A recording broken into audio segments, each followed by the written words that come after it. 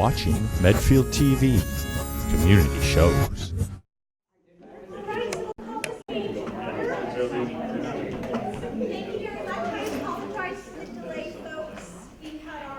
Superintendent Evaluation training this evening, so we will just jump right in. So at this moment, we'll take public input. At this time, citizens may address the committee on items of school business not on the agenda. The committee will take such items under advisement without action at the meeting during which the item is presented. The chair shall have the authority to limit participation as appropriate and as time permits. Any public input? All righty, thank you.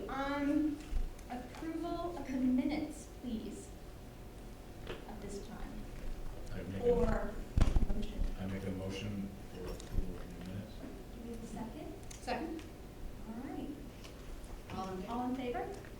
Aye. Great. Passes. And that's the approval of the minutes for September 19th, 2019.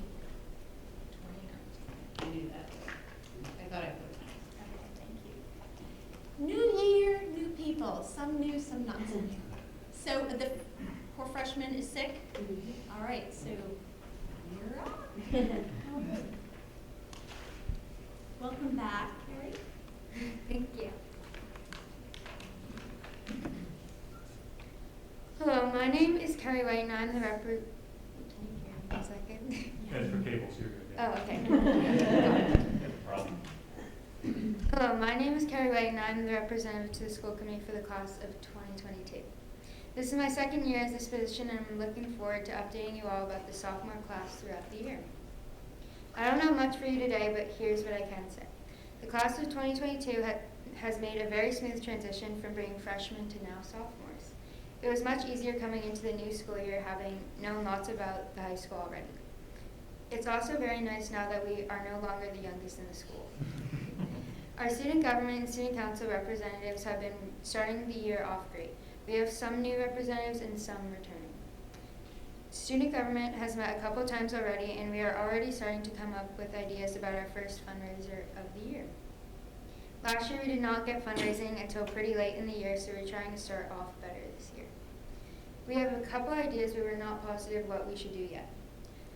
And then as far as after-school activities, similar to last year, many students in the class of 2022 are involved in sports and clubs. And from what I've seen and heard, everyone is enjoying themselves. I think that pretty much sums it up. Thank you for listening, and have a great rest of the night. Thank you.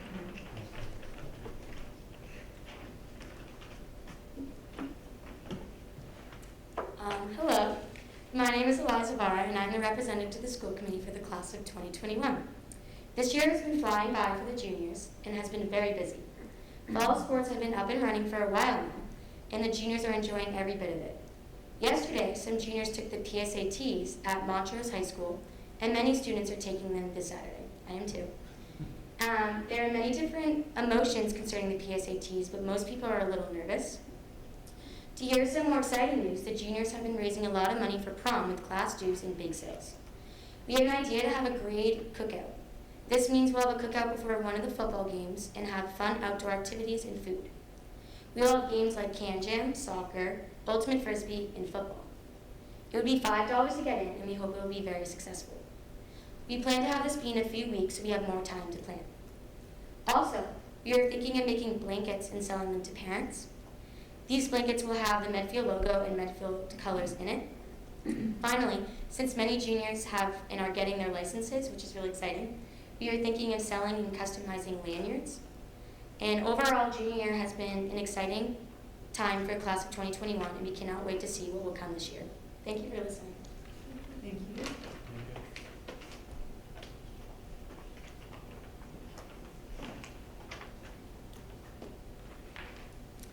Hi, I'm Ella Kohler, and I'm the representative to the school committee for the class of 2020, so seniors. So far, we've had the senior cruise at the beginning of the year, which was a lot of fun. We went around Boston Harbor. I think everyone had a good time with that.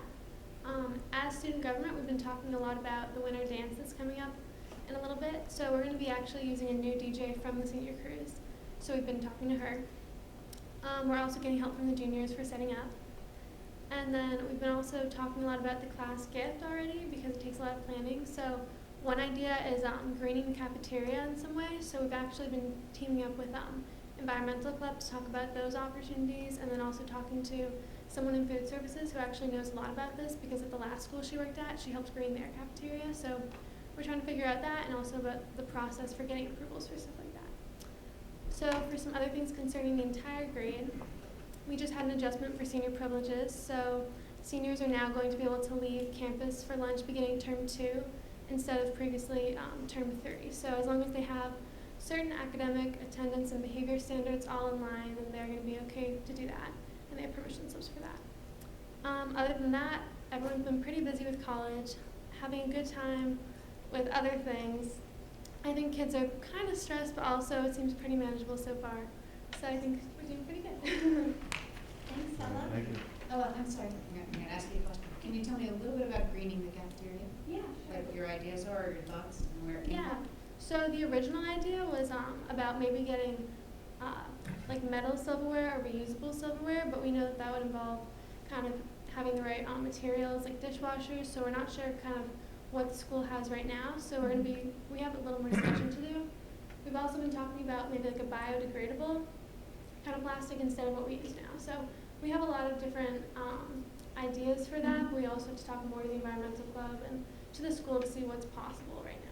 great. Thank you. That's Appreciate great. that. 'Cause Great idea. Ella, sorry, last night at the PTO meeting, the Slater twins, who were juniors, they presented to the PTO for money for recycling bins, which was awesome. They did a great, they wrote a grant, and PTO approved it. And what they did is they worked with Megan Sullivan, who's a former mom, and still a mom, but a former Medfield High School mom. And she's done a lot of this work in different schools, like Sharon High School. So, do you know this Megan Sullivan?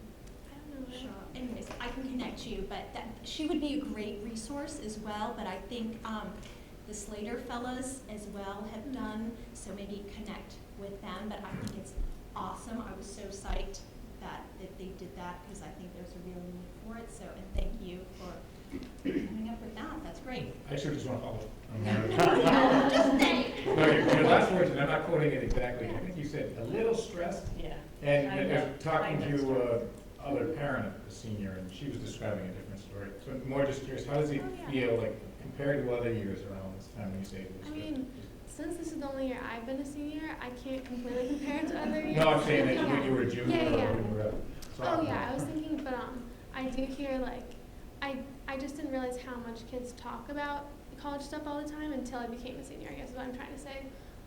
So like, I feel like people talk about college like every day, but it's not always in a bad way. Like I think kids just, like we're all going through that process, so everyone's kind of like relating over that, whether it's talking about like, if you're going to like the guidance, college meeting type things, or where you're at in the process, like all that's going on.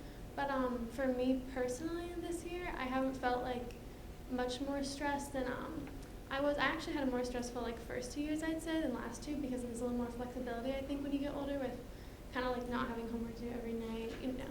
So I mean, that's been my experience, but I think definitely kids are having varied experiences, because also some kids are doing a bunch of early applications, some kids haven't even started yet, so it's a little bit hard to gauge. But I think I haven't heard many kids who are in terrible mindsets, which is good. I think most kids are having a okay time managing their work, and I think teachers and everyone have been pretty understanding about that, and understanding that kids need to do different things. So it's been definitely a mix. Now, are any of you guys in the study halls, or do you know friends who are taking a study? I know friends, but I did not take it. Okay, any feedback? They love it. They Okay. think it's Do so you helpful. regret not having it? Because especially since she plays sports, so it's really helpful for her to get her work done in school instead of stressing about going to games and then doing it later in the night. So Okay. she really likes it. Okay, super. Now, how about the cell phone use? What's that like in classes? There's a lot more rules with it. So there's like usually bins leaving your phone in before class. And personally, which is crazy, I like it because I am tempted usually to go on my phone to check to see if I got any texts. Like when we haven't done any, or we're like done with my work, then I'll go on my phone. But from now on, I just don't do that because all of our phones are in those bins.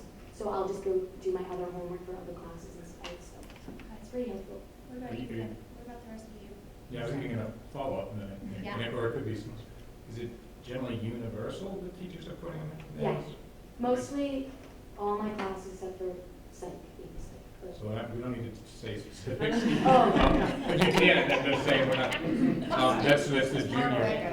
What about the others? Is it generally all of them, some of them? I don't really have that many Really? teachers that do it, but I know a lot of my friends do, like in most of their classes, and I've heard people are kind of mad about it, but I think it's for the better. Yeah. Kids are definitely wireless charging bins by any chance. Excellent. We None got of mine donations have. though. They are not sure whether or not we really need. I have a question as a mom of a new freshman who swears to me, and I can't believe this, but you can tell me, that the lockers are decorative, basically, that you never ever use your locker. Oh, yeah, only if you're a senior, yeah.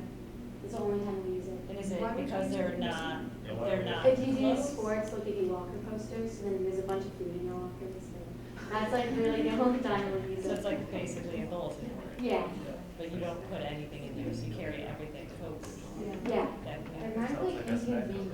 Yeah, it's a huge adjustment since 8th grade, because 8th grade we always use it. Yeah. And Use then cell going into phone. high school. So, you yeah, I was still gonna use say, it. why don't we just put the cell phones in locker, but we don't ever, Mom, no, I don't even know what locker my locker is. Yeah, I didn't even I know still it don't on know which one my locker is. Right, okay. You What heard about it you here. guys? I mean, none of my classes actually have bins. I'm not sure if it's like an upperclassman, or I guess you mean you're an upperclassman too, so Yeah. I don't know. Yeah, But I know actually like in one of my classes, I know like the same teacher makes the younger kids do bins and not the older kids, so maybe it has to do with that. But I don't know about you. Do you? I don't. I think it might probably has to do with like the adjustment since kind of we got like 3 years of it. Just already the kind of the new rules, even without the bin. Well, I mean, in our grade especially, a lot of backlash from that. Yeah, I know also one of my teachers has us take out our phones and do airplane mode before class, but that's like the only thing that I really have. So do you ever feel tempted to check and finish the work in the class with others? I don't really think about it much during that class, but maybe like if we have a couple minutes at the end, I'd be more likely to look at my phone then or things like that. But I don't feel like it's like tempting me all the time throughout class. I also don't have messages like on my laptop, but some people do, so I don't know if it makes a huge difference with the phone. I don't know. Now, what was the impetus for changing the senior privileges to term 2? Do you know? Well, for the past couple years, I think that they've been moving. Like, so I know a couple years ago it was just the 4th term. Then last year there were 2 terms, and then this year we got 3 terms. And when we talked to Mr. Sperling, he said actually he'd even be open to having it be the full year. We just didn't really have time as student government to get that kind of moving. So that's why it's just 3 for now. I'm not sure if it'll change in the future, but I think kids like it, and there was no real reason not to at this point. So I think it also is a good incentive for kids to keep their grades up. Is the other reason. So that's basically why. Well, super.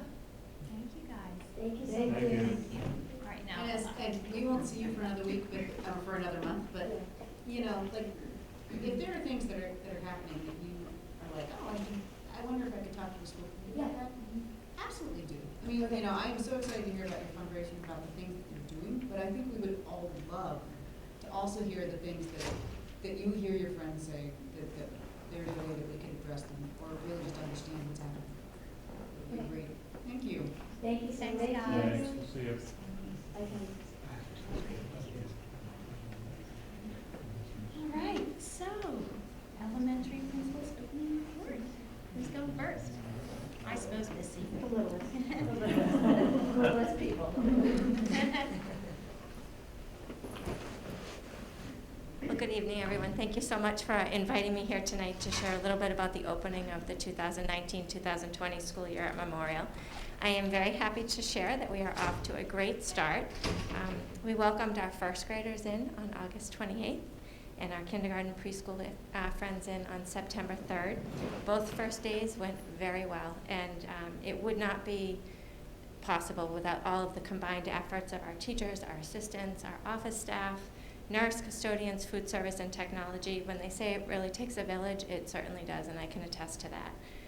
As of today, our current enrollment in pre-K to 1 is 436 students, which is up about 13 kiddos at this time from last year. Our class sizes, our overall class sizes are 50 kids in preschool, 195 kids in kindergarten, and 191 kids right now in first grade.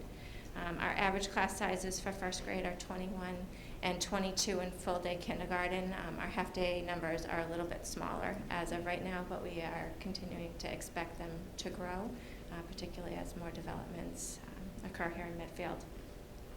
We've had several new staff members join the Memorial team this year, including 4 teaching assistants, Janet McNeil, Caroline Grace, Lisa Mulroy, and Courtney Brennan, 2 new kindergarten teachers, Sarah Drew and Karina D'Amato, a new math specialist, Carrie Sperling, and a new technology integration specialist that we share with Wheelock and Marissa Foley. And all of these positions, all of these staff members, have been wonderful additions to Memorial, and we are so greatly appreciative for your ongoing support and the support of the community for allowing us to add those positions to our staff. We have many great things happening this year. I'm just going to highlight a few of them. First of all, Memorial jumped on board with Dale Street based on the great feedback that we received from Mr. Grenham, and we're doing school dismissal manager. Very excited, yeah. A large majority of our families have signed up, are using it, have great feedback for us. As a principal, I absolutely love it because I feel like we are tracking where our students go each day with much more accuracy. We get bus lists that actually have the names of each kid that are on the bus every single day, which is not something that we had before. And I think from a bus driver perspective, as well as our perspective at the school, it's really helpful to be able to know that. And yes, I'm sorry. That's okay. Just because this has come up, do the school dismissal manager bus lists indicate kids who have possible medical needs, like, because I know that bus drivers have to carry EpiPens, and Yep. they have to know. Does that track through that bus list, or is that something they just Not have through to school know? dismissal manager. It would be Okay. something that our school nurse would reach out to the bus drivers about at the beginning to give them healthcare plans. Great, thanks. Sure. One of the other really nice things about school dismissal manager is that it has cut down on the number of calls that the office needs to make into classrooms, interrupting instruction throughout the day. So overall, it's been a really wonderful addition to our school. We are in the process of getting a playground committee up and running to look at the possibility of either updating or completely renovating the Memorial Playground, fingers crossed.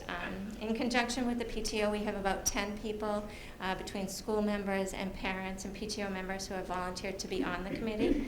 The PTO reps and I are scheduled to go out to Medway next week to look at their new playgrounds that they recently put in and talk with the superintendent there about the process, the overall costs, fundraising, and everything that went into that project, or the funding, I should say, that went into that project.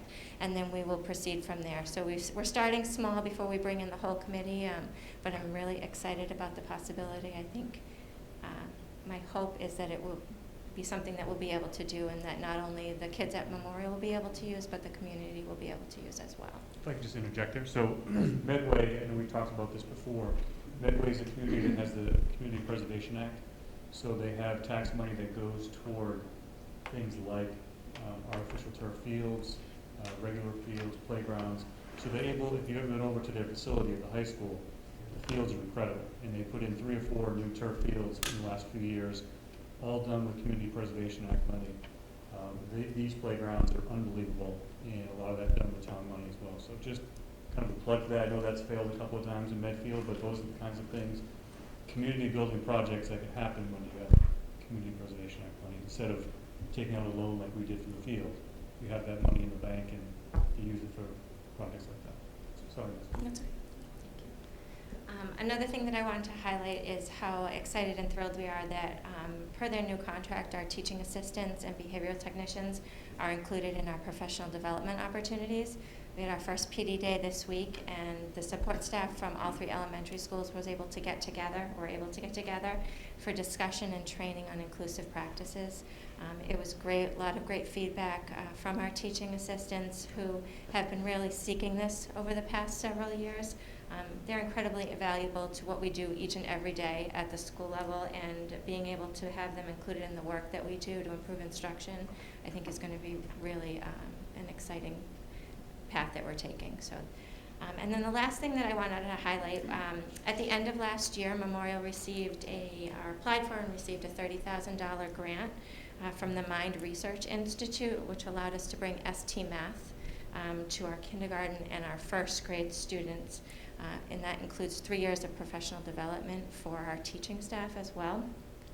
ST Math, the ST stands for Spatial Temporal, and it's an online program that aligns with both the math standards and our current Envisions math program.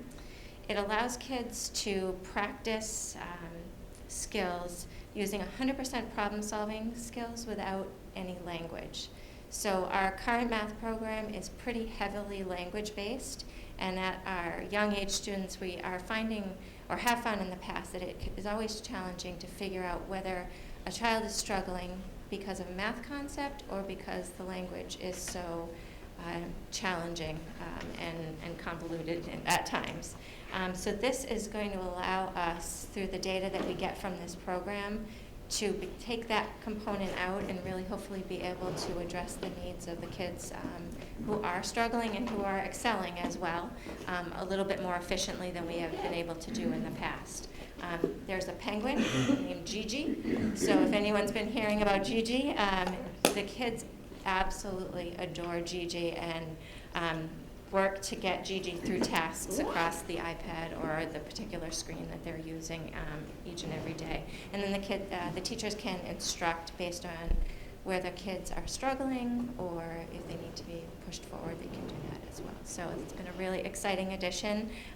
We're growing and developing from a staff perspective with that, and we've already had 2 trainings from ST Math already and expect more.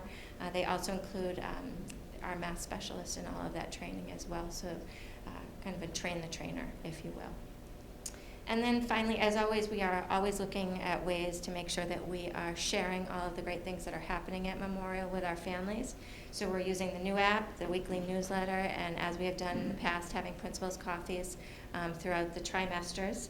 Our first one is coming up in just a few weeks, and it's going to be on our school goals for the year, but also frequently asked questions. During a couple meetings, it's become apparent that for our new families who have never had students that come through the district before, there's a lot of information, and I think we assume that they know, and that we've realized that they don't. So my hope is during that coffee to answer some of those questions, and then the presentation will be posted online. Last year I used Screencastify for the first time, which allowed me to speak the presentation instead of just having people be able to read it online and get some good feedback about that. So I'm hoping that for our families that can't come to the coffee at the time that it's offered, that they'll be able to still access the information and hopefully be able to learn and get some of those questions answered that they might have. So school year's off to a great start. I'm happy to answer any questions that you might have, but I want to thank you again for allowing me to come tonight and share what's going on at Memorial. Missy, I just have one thing. Sure. Last night, David Worthley presented to the high school PTO parents about updates on the SEL work that's going on. Yep. And in particular, he mentioned Memorial and some of the parent trainings Yes. that you're doing. Mhm. I'm hoping you could just elaborate. Sure, a little yep. bit. So the Positive Solutions for Families, this is the second year that we've been able to offer the program at Memorial. We have, I think, about 10 to 12 families signed up right now. They come for 6 sessions. Last year we did once a month, and we got some feedback that spreading it out was difficult on families, so we consolidated those. So between the last one was, the first one, was just the last week, and they'll be done by December, so 6 weeks. So we're hoping to also be able to offer additional sessions going forward. And it's really working with families to hear about what they're experiencing at home, what areas they can use support on. And I think one of the biggest things that we found was that being in a group and letting families listen to what each other are kind of going through and bounce ideas off one another in addition with our teaching staff has been really beneficial. So it's been a great thing so far. We're hoping to continue to offer it and potentially offer it during the evening time if our staffing allows, so that some families that couldn't attend in the afternoon will be able to do so. Awesome. Thank you. You're welcome. Thank you, Missy. All right. Thanks, Thank you, Missy. Missy.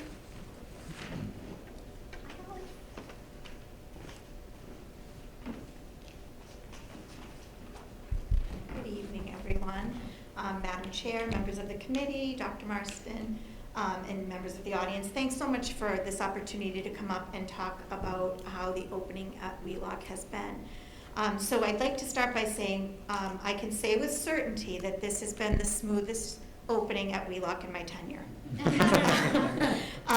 But that all kidding aside, we did really have a very smooth opening to the school. We made some minor changes to the lineup in the morning, and surprisingly that has proven to sort of reorganize the kids each morning, and they enter the building in a very timely and orderly manner.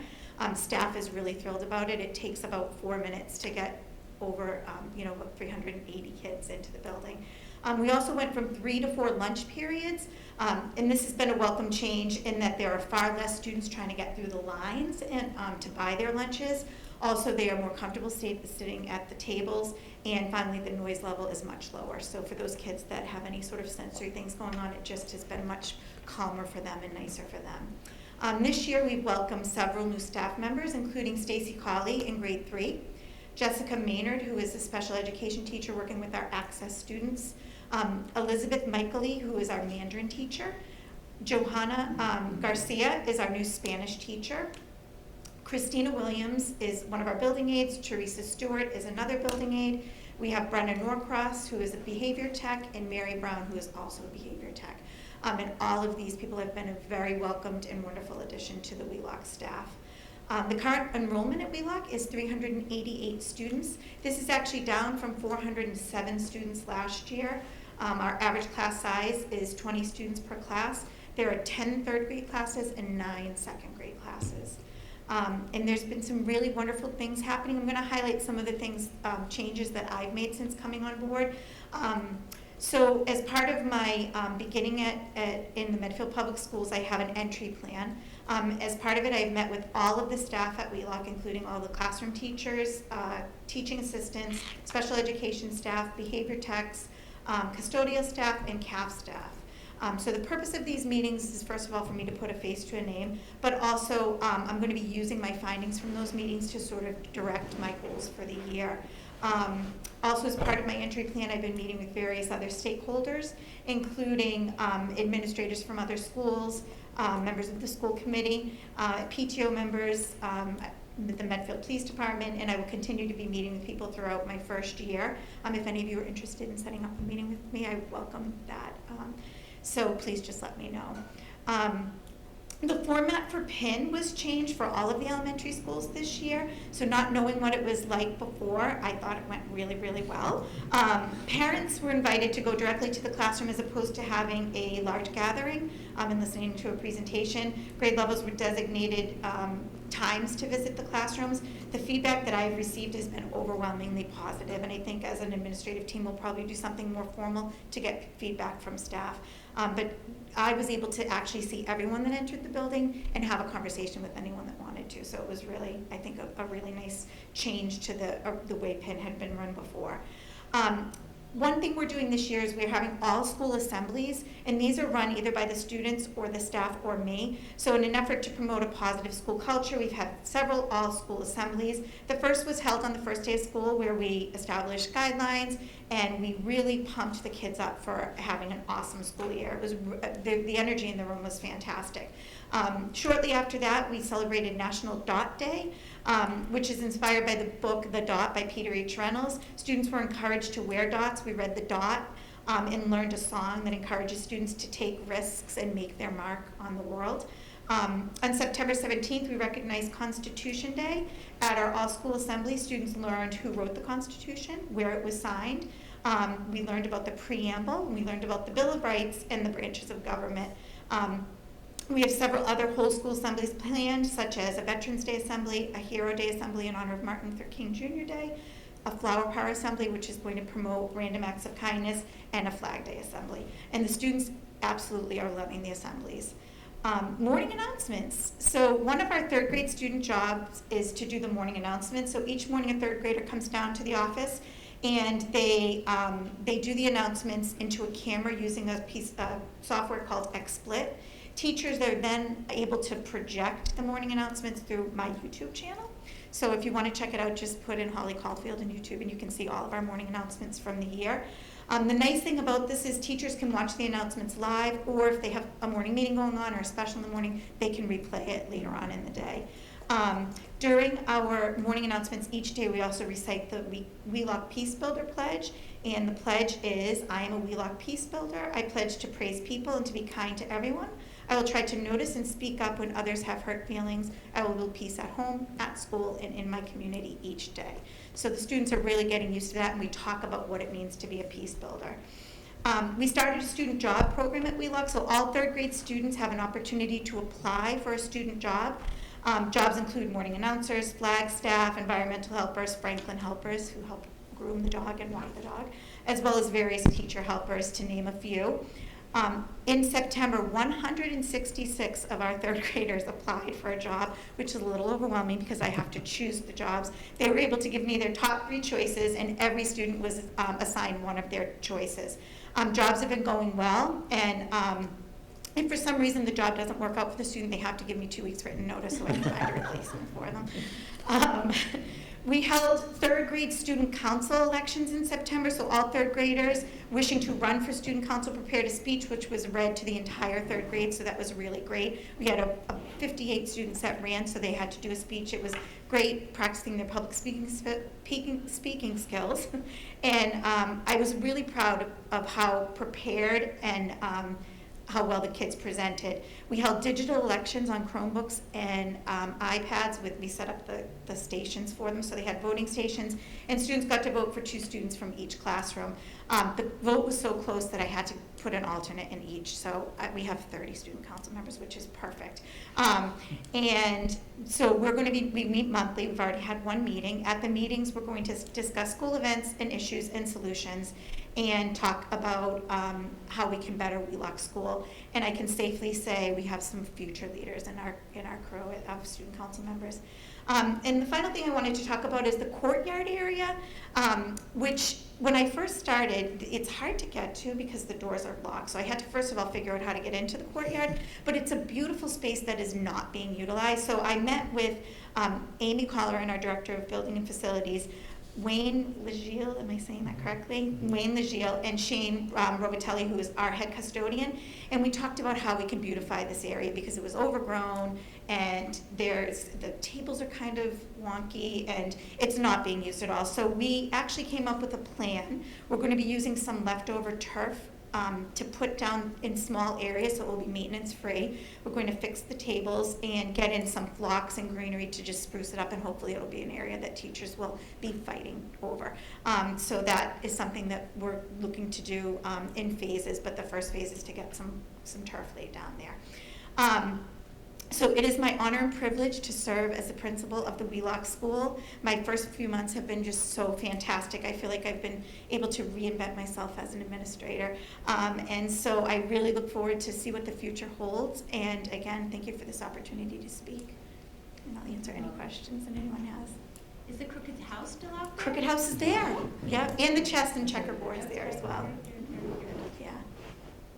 Well, welcome. Thank I'm you. glad that's going to be used again. I've spent Yes. a lot of time out there. in my Yeah, former it's a life, and I think beautiful that'd be space, it really is, and cool. it's, Yeah. there's something magical about it, and we need to bring that magic back to it. And then maybe fix the one at Blake. Okay.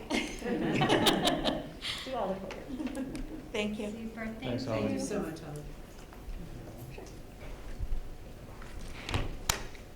Good evening, everybody. Thank you very much for allowing us to speak today. Much like Memorial and Wheelock, Dale Street had a very wonderful and smooth opening. At this time of the year, I always like if you give me the opportunity to talk about some people in the trenches that just aren't seen. So the administrative assistants at Dale Street, Kristen Gobin and Megan Infantino, do an amazing job at the end of June and then the beginning of the year to get everything set. Also, our custodians, Mike Johnson's our head custodian, Chris Burke, Steve Burke rather than Chris Wilson are awesome. They do, it's so hot in the summer, they're upstairs on that second floor, they do an amazing job. Owen in the technology department are really working hard throughout the summer to keep all the schools in Dale Street like up at the front and making sure everything's working for us. And as Holly just mentioned, Amy Colleran in the maintenance department, she has been a breath of fresh air. She's amazing. She's everywhere. You know, you text her, she gets right back to you. She did an amazing job as well.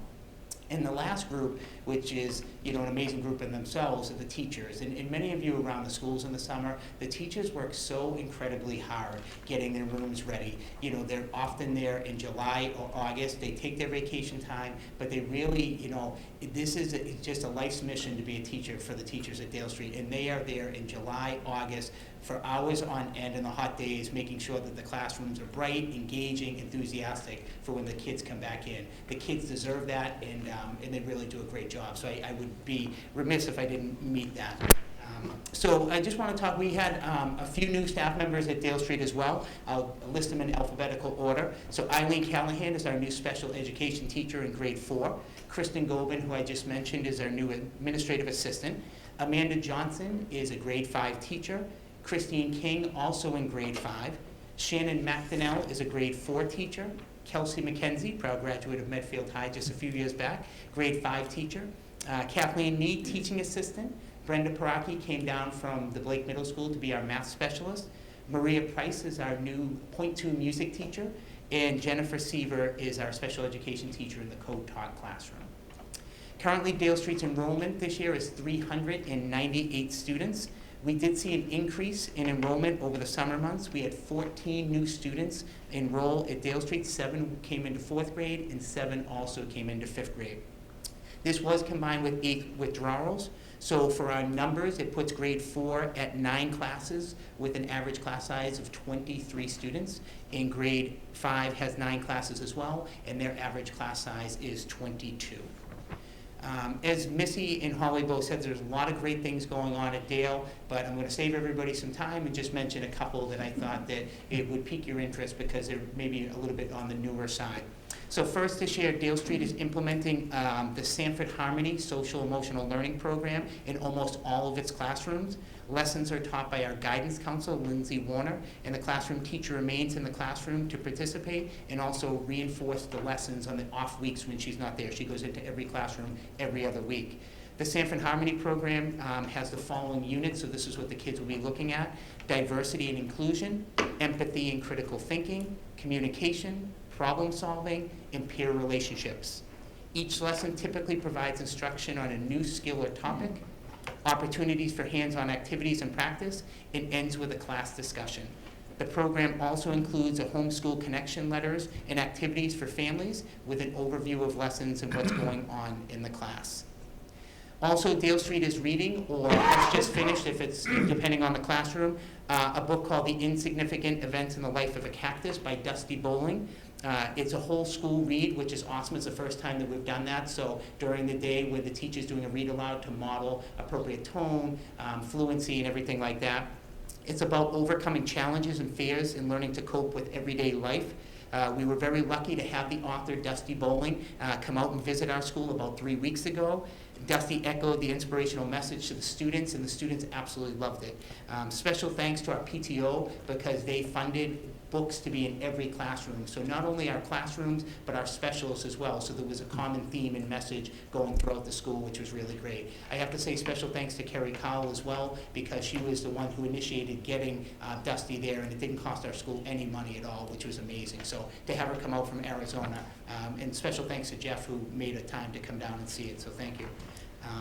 As many of you may be aware, we have a new awesome opportunity again this year with the Makerspace for every student. This is off to a great start. We have a new integrationist, innovationist, Julie Lowry, who moved over from teaching 5th grade. The vision at Dale Street is to not only give students a unique place to express their creativity, but also expose them to a lot of ways to be creative and expand their creative thought. Throughout the year this year, students will be creating and using random recyclable materials through time challenges, digital 3D creation, design thinking challenges, coding, and creating solutions for problems in our school, the community, and the world. Makerspace is off to a great start. Just like the SEL program, they're going every other week, so both Julie and Lindsay alternate. So if I saw Lindsay one week for SEL, the next week at the same time I'd be going in to see Julie in the Makerspace. Much like the SEL, the teachers remain in there. Our goal for this is to make sure that the walls for the Makerspace are technically broken down so that these activities are going into the classroom. Luckily, through a grant by Julie and Kerry, the MCPE has funded our STEM cards. They go, so every classroom has a different card. They were able to pick out which card they liked, and it goes all into the classroom. So our hope is that through this Makerspace, that Julie is able to go to common planning times, work through different curriculum areas, for example, social studies, which is new frameworks, and try to bring some of those ideas into the Makerspace and real world problems. So kids have been doing an unbelievable job. They just had like a Lego challenge where they had 10 minutes to do something. On Twitter, if you follow Julie, the kids just created movable objects that they had to create with these things. It's just unbelievable. But if you go in there and look at the collaboration and the design thinking that they're doing, it's really great stuff. It's stuff that they're going to have to be doing later in life, and just really proud of the stuff that's going on in there. If you ever have a chance to stop by Dale Street, please let me know. I can tell you when the classes are going to come by. So please, come in, sit down, participate in them. It's really great. Julie is one of the best planners that I've ever seen, and she really is flourishing in this role. She loves it, so it's great to see.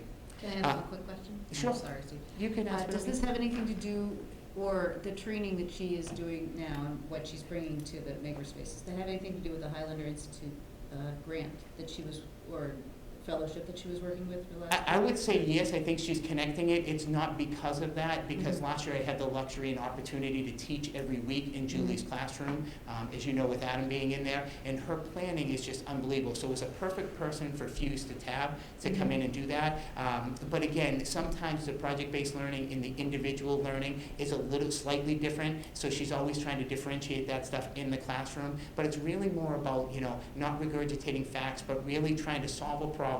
And it's okay to fail, and then going back to the drawing board, looking at the designs, thinking that you had put up on the board, and what can we do to tweak it to make it better the next time. So we're really trying to look at that growth mindset in going forward with that. So she definitely brings in some of those. I saw that last year when I was teaching with her, but it's a mixture of everything. So some of her Fuse training definitely is applied in the Makerspace. Great question. So Dale Street is also piloting a co-taught classroom in grade 4.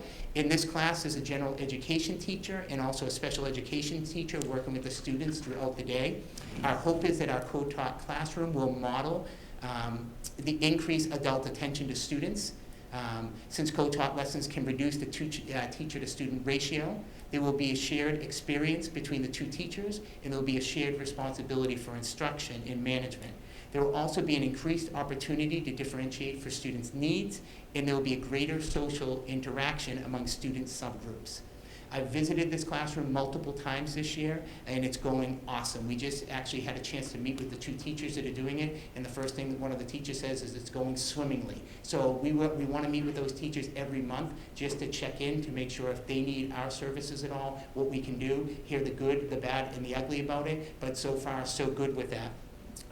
I have to thank, Mrs. Brule and also Dr. Morrison for their support in this. This is something that I've been thinking about for a few years, and when Mary came on as the Director of Student Services, it's one of the first things she brought to me, so it's great to see that, and Jeff has been extremely supportive as well for that, so just want to thank him for that.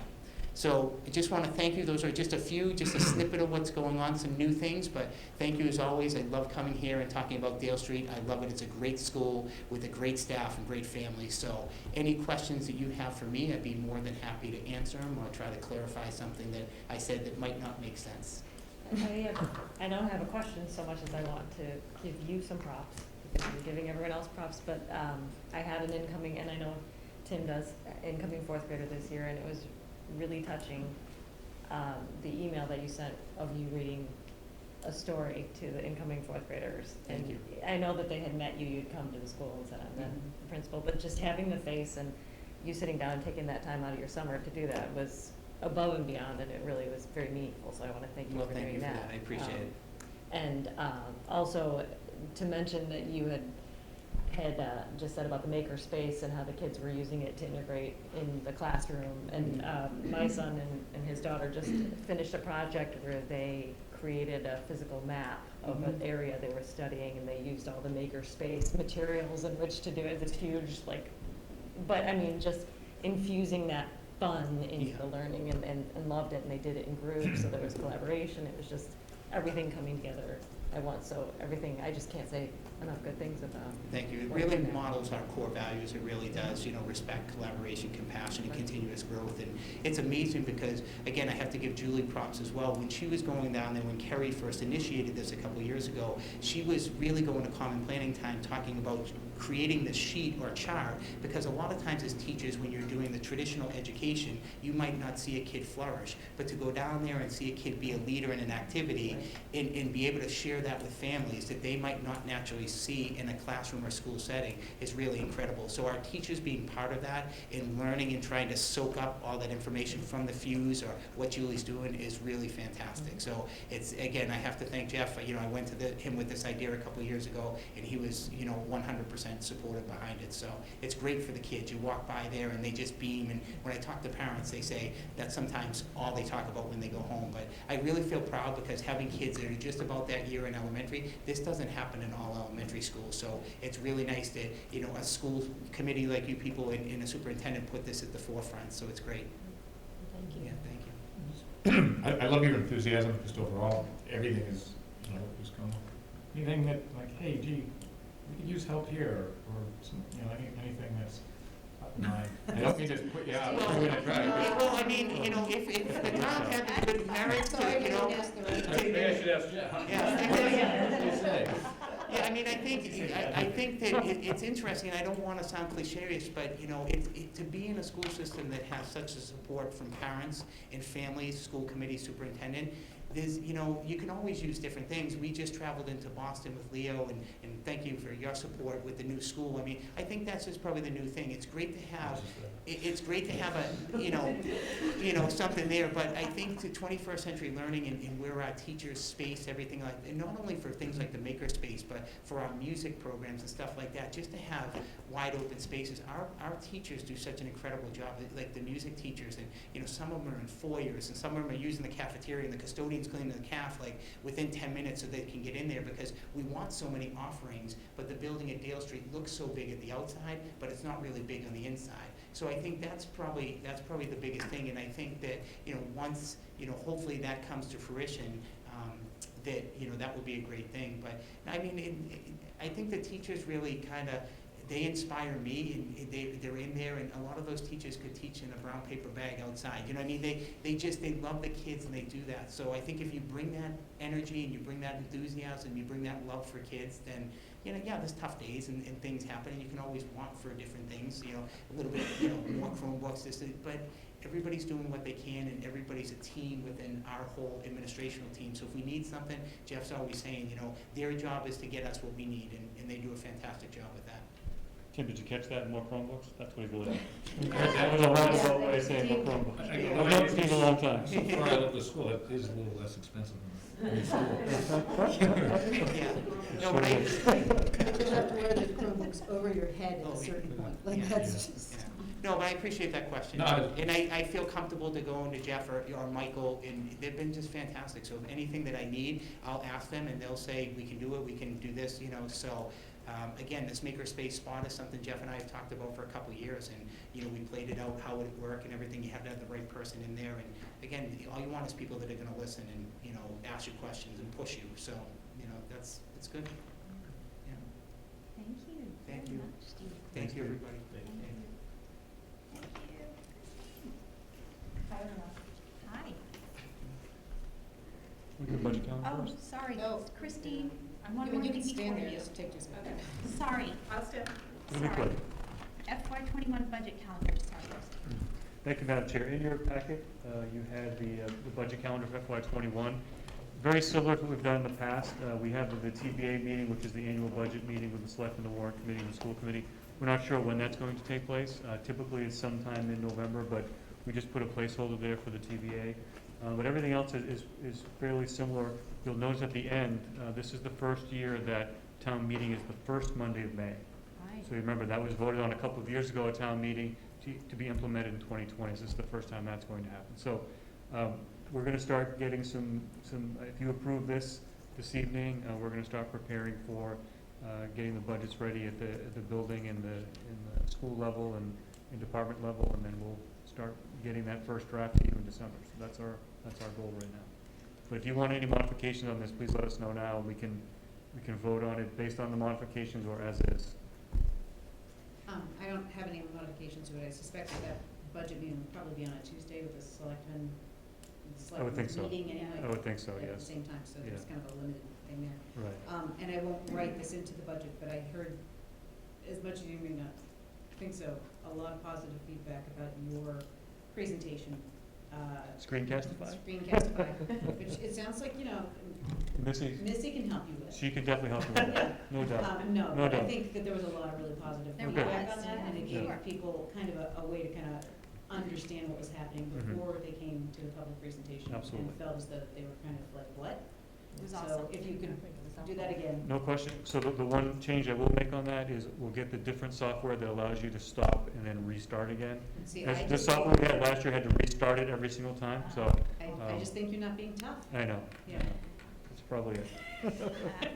We could absolutely do that again. So we get that out 2 weeks before the public hearing, Right. so January or so. That makes total sense. Beautiful. You could do it in an accent, I could do that too. or Russian. I'll have Mary do it in Russian for us. That's Yes. perfect. Thank I made you. him to dub over different languages. Yes. Yeah, Well, yeah. So do we have a that's- motion? I have a motion to approve the budget calendar as written. Do we have a second? Second. All in favor? Aye. Alrighty. Thank you. Thank you. Now, Christine.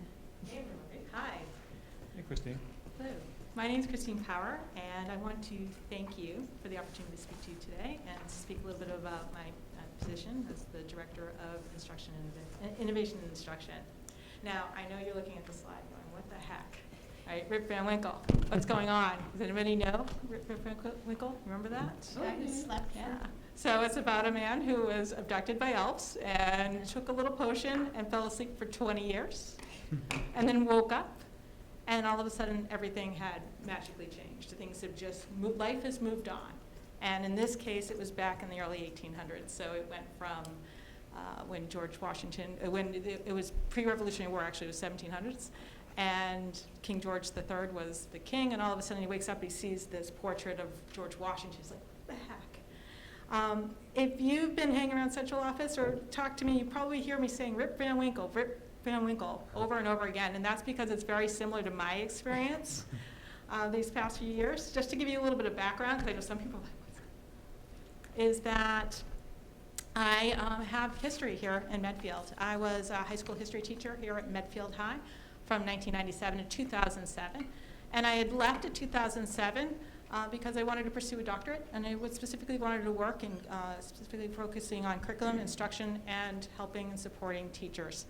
And I left, and I had a great career, opportunity to work in multiple different universities, including Clark University, as well as UMass Boston, and most recently at Boston College, where I was the Director of Practicum Partnerships and Professional Development.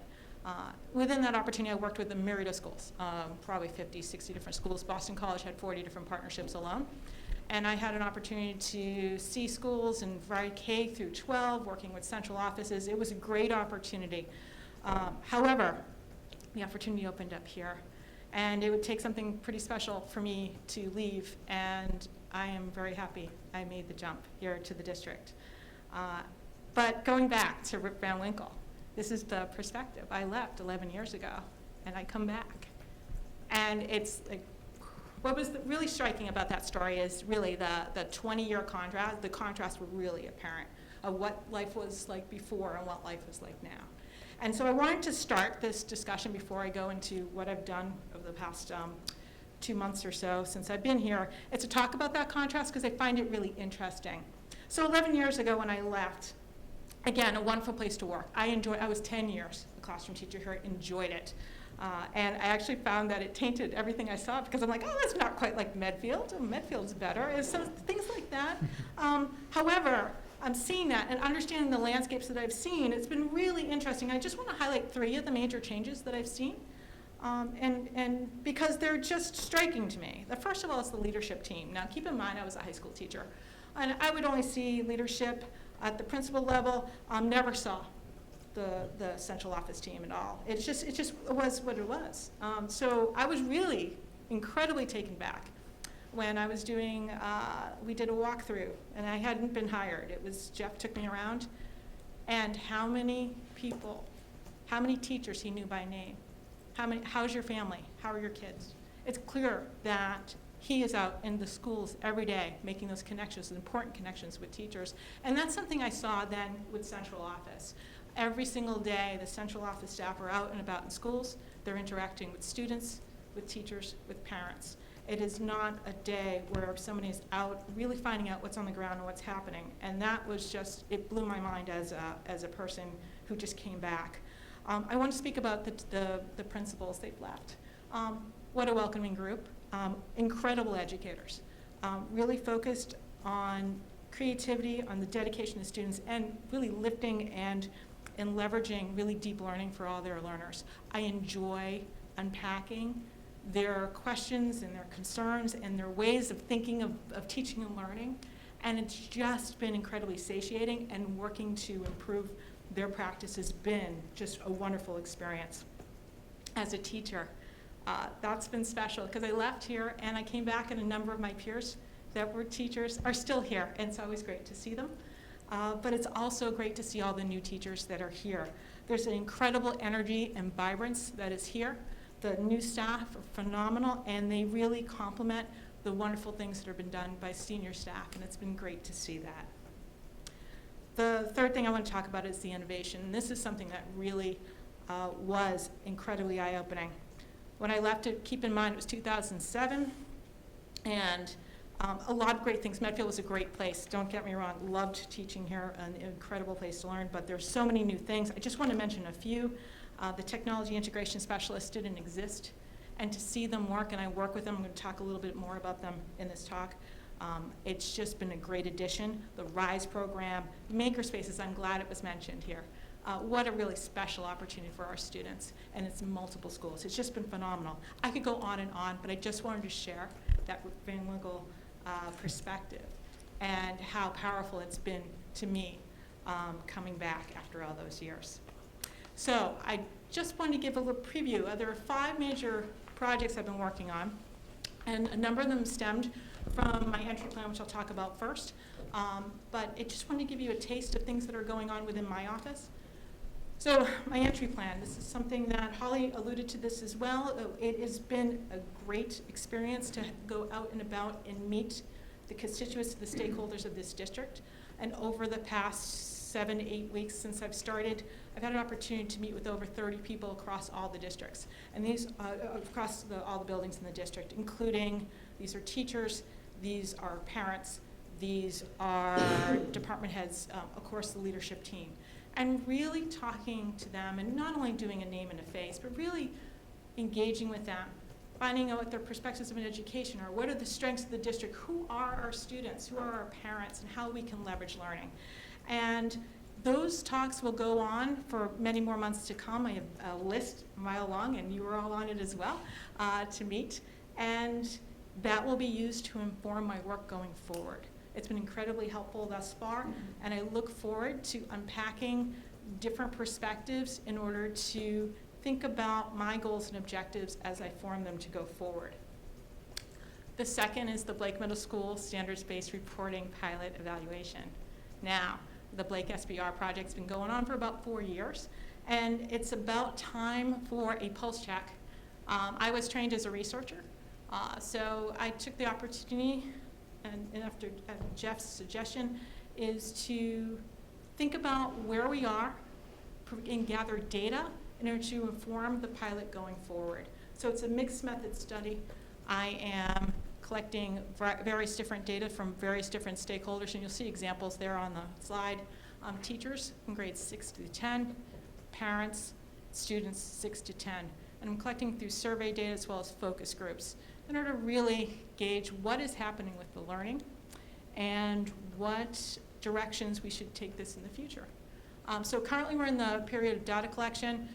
Surveys have gone out to all the Blake School teachers. They will go through grades 9 and 10 for the teachers because they're seeing after 4 years what is happening at the high school, as well as parents will be reached out. I'll reach out to parents for focus group opportunities, and then students as well for focus groups. And together, going through the data, we're going to really tell the story of what's happening, and that will inform any future actions on that project. Christine, Yep. question about that. So in terms of parents and students, focus groups, I think those are great. But surveys as well, are you going to be doing anonymous surveys? They're anonymous. Okay. Yeah. And then how would you select for the focus groups? Would people apply, or you would reach out, or? A little bit of both. So I'll be doing not only reaching out, but a possible snowball sampling. And how that works is that getting the initial survey group, or the focus group, and ask them, do you have someone you can recommend? And going from there, and then building the group that way. Because sometimes when you send out a tweet or any sort of email, not everyone responds, but somebody may know somebody who has a real definitive opinion on that. It's really important to get their opinion as well. And how about the students? The students the same way. I'll be reaching out through the principals and helping them guide, so student council, that group to start, but also on all levels in terms of the middle school and high school, and asking them and providing different opportunities for them. I'll be leaning really on the principals to help me gauge different ways that I can really broaden that pool. Do you think you do use a survey for students? I was considering it. It's something I was going to go with the focus group, see what kind of data I get from that, and then if need be, go to a survey. I don't find sometimes with that age group it's not exactly. Yeah, I mean, you'd probably get the gamut. But Yeah, right. Okay. So that's the intent right now. If I need more data, I can definitely pull it. Okay. And then are you doing focus groups with teachers as well, or you're meeting individually with many of them, yeah? Right now it's surveys, and from Okay. there they will have individual focus groups, and if they want to meet with me one-on-one, that's okay as well. Okay.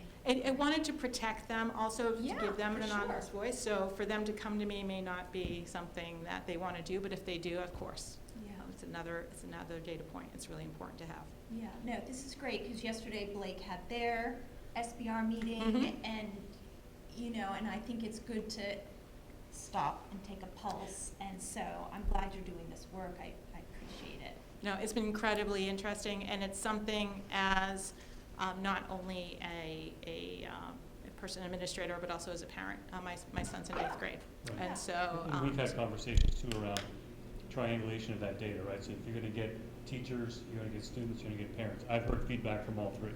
Yes. Right, so it makes sense that those are the 3 areas we target, and we just get that information and go from there. So I think that's the conversations that Christine and I have had about that, and really just gathering that data and then making a determination based on that, and then decide how we're going to move forward in the first of the year, so that it's not year 5 of a pilot, and we need to get it moving. Yeah, so it's actually a pretty aggressive, you see the timeline, it's pretty aggressive. Data collection will be this month and next month, and then I'll be crunching the data in December and presenting it probably in January. Okay, Christine, can you tell me specifically what kind of data you're looking for and how you would come back into it? Like, what's your real core concern? Is it that the standards are the standards-based kind of ratings reflect what the kids are learning? Is it that they are getting can you tell me kind of just exactly what data you're looking for in that kind of parcel that you need? 'Cause I'm trying to go in with an open mind as possible and not come in with any preconceived notion and let the data speak to me. Okay. So going in with that and asking people's impressions on the terms of what is it? Is there a knowledge base? Are they well informed of what it is? So that's one level. And then it's also their interpretation of SBR. And then it's also any sort of strengths and any sort of concerns. And the concerns, for example, are things like motivation. I'm unpacking that. I'm also unpacking any concerns with transition between the 8th grade and the 9th grade, and then of course going on to college. So those are sub-questions to the larger questions.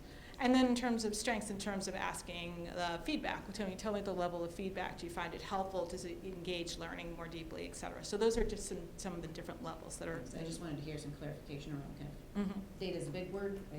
Yes, What exactly. data is. But across, and again, trying to give everyone an opportunity to tell their story, because I think there is a variety of different opinions on that, and at least provide them the questions and the opportunities to share. And then we'll look at it in aggregate and again, and do that pulse check and figure out what's happening. Thank you. Thank you. So the third of the 5 pieces I've been working on is curriculum instruction. That's a big part of what I do. And there's a number of different projects that are happening concurrently. I just wanted to share a few of them. First is curriculum mapping. It's really important for us as a district to understand what's going on in the district and within every classroom, and for multiple reasons. Are students having the same experiences across? Are we aligned with the frameworks?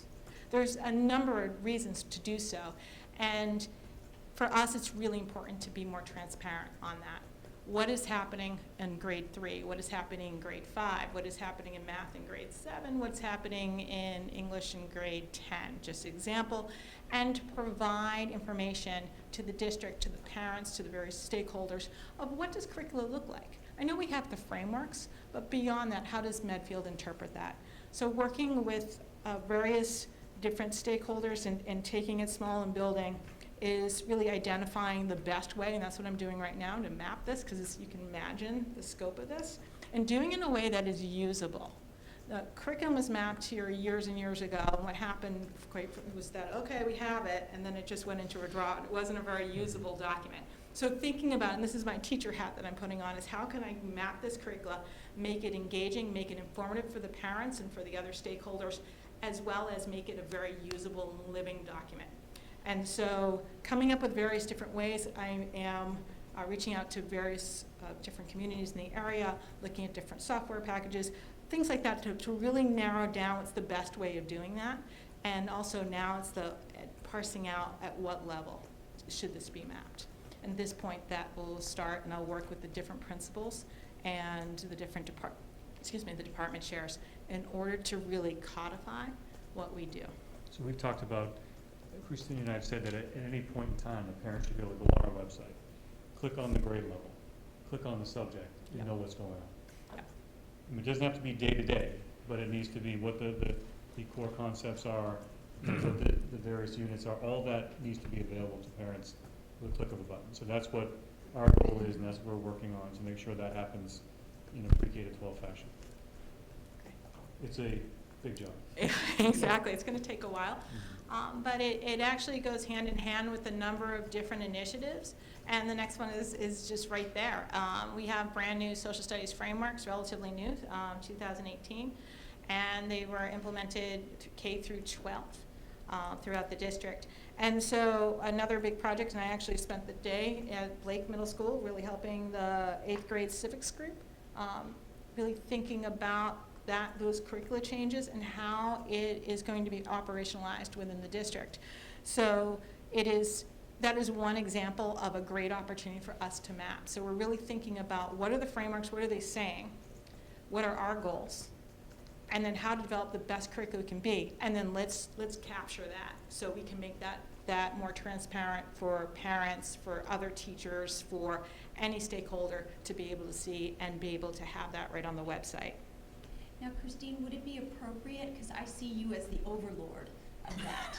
Thank you. And, We mean that in a good way. Overlord's going to be my tip. But I'm thinking, would it be appropriate for the head of social studies to come in here and kind of give us, as school committee, an overview of what she's been doing, for example? I think that would be a fantastic level of nuance for that. Yeah. And so when we get to that point where we are presenting, now keep in mind our department chairs, of course, are 6-12, and the curriculum goes from. For sure, okay. But yes, the level of nuance Big picture. that will be able to Yeah. be given would be incredibly powerful.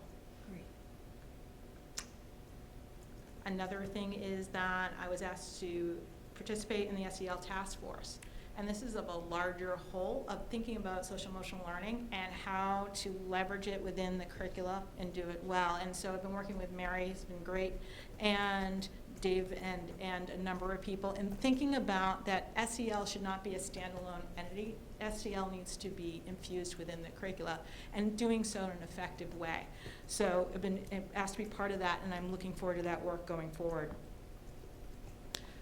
One other piece, and again, there are a number of things, but I wanted to really highlight the work with the reading and math specialists. We have some incredible educators that work with us in reading and both in math, and really conceptualizing what they do and the level of their work. And it's been a great opportunity. I meet with the reading specialists, the department chair, every week. We talk about data. We talk about how is reading intervention done, and how is reading in general engaged throughout the grades from K through 8. And then with math as well, really looking at these math specialists and seeing how they can leverage student learning and work well. I've been working with Mary quite a bit on this as well. And so these are, it's a way for me to conceptualize how are we engaging with these educators and how we can leverage them and perhaps enhance what they do, or slightly modify and broaden that so they can actually share their knowledge with the teachers in general and in a more of a coaching model as well.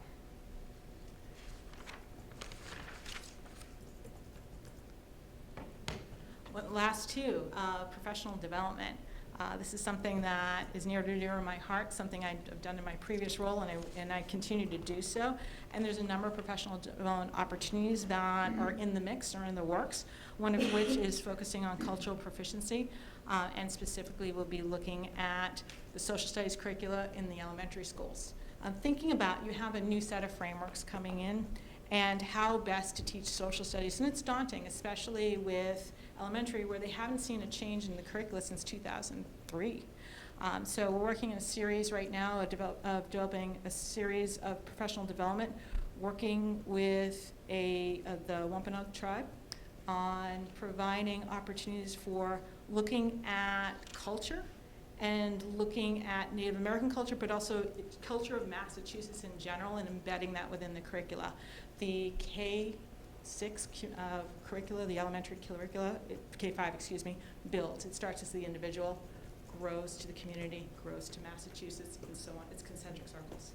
And so keeping that in mind, working with a educator with the Wampanoag tribe, is to really think about culture of Massachusetts people and all Massachusetts people. And it's not just Native Americans, it's all of people who live in Massachusetts. But just one example of a really encompassing culture proficiency professional development that will also enhance the social studies education that's much needed. And then of course it's data literacy, something I love. I share I'm a sort of a data geek. I enjoy it quite a bit. And so my first couple of weeks were spent really finding out of our data and really digging in deep. Had great opportunities to look at our databases and see what data we collect, and seeing what opportunities we can gather more data to really see what the story is. And this is part of the larger entry plan. But using that also and equipping our teachers to use data as well to inform their practice. So one example of which is that I'm meeting with the math specialists next week, and we're going to be doing a professional development specifically on math data and how to use it to engage deep learning, how to identify students who are in need and on the cusp of needing to learn a concept, how to develop benchmarks and how to develop interventions that are strong, that we can measure their progress and also help them in a variety of different ways. So it's just an example of one smaller type of PD, but that will be replicated in multiple different forms across the district. And then finally, last but not least, the systems building, getting to see what makes Medfield tick and what's the central office like, and really looking at that. And the one thing I've been really drawn over and over again is the Medfield 2021 document, and looking at the overall goals and trying to align what we do and what my purpose is and my office work through that. So just examples of really streamlining systems that are in place. Conference request, R&D, course approval, making them not only aligned to the Medfield 2021 overall strategic plan, but also really just making it as streamlined and as supportive and as equitable as possible. Another thing I was doing is also working with the technology integration team, which didn't exist back when I was here, But there are 4 incredible professionals that are involved in that team group right now, and we're really forming our identity and looking at not only them as just building-based technology integration specialists, but also to be able to lean and work on with each other and how to encourage best practices, not only within their team, but across the district. So that's just a little bit of a taste of things that are going on in my office, and I thank you again for the opportunity to be here, and I'll be more than happy to answer any questions that you may have. So Christine and I meet every Monday.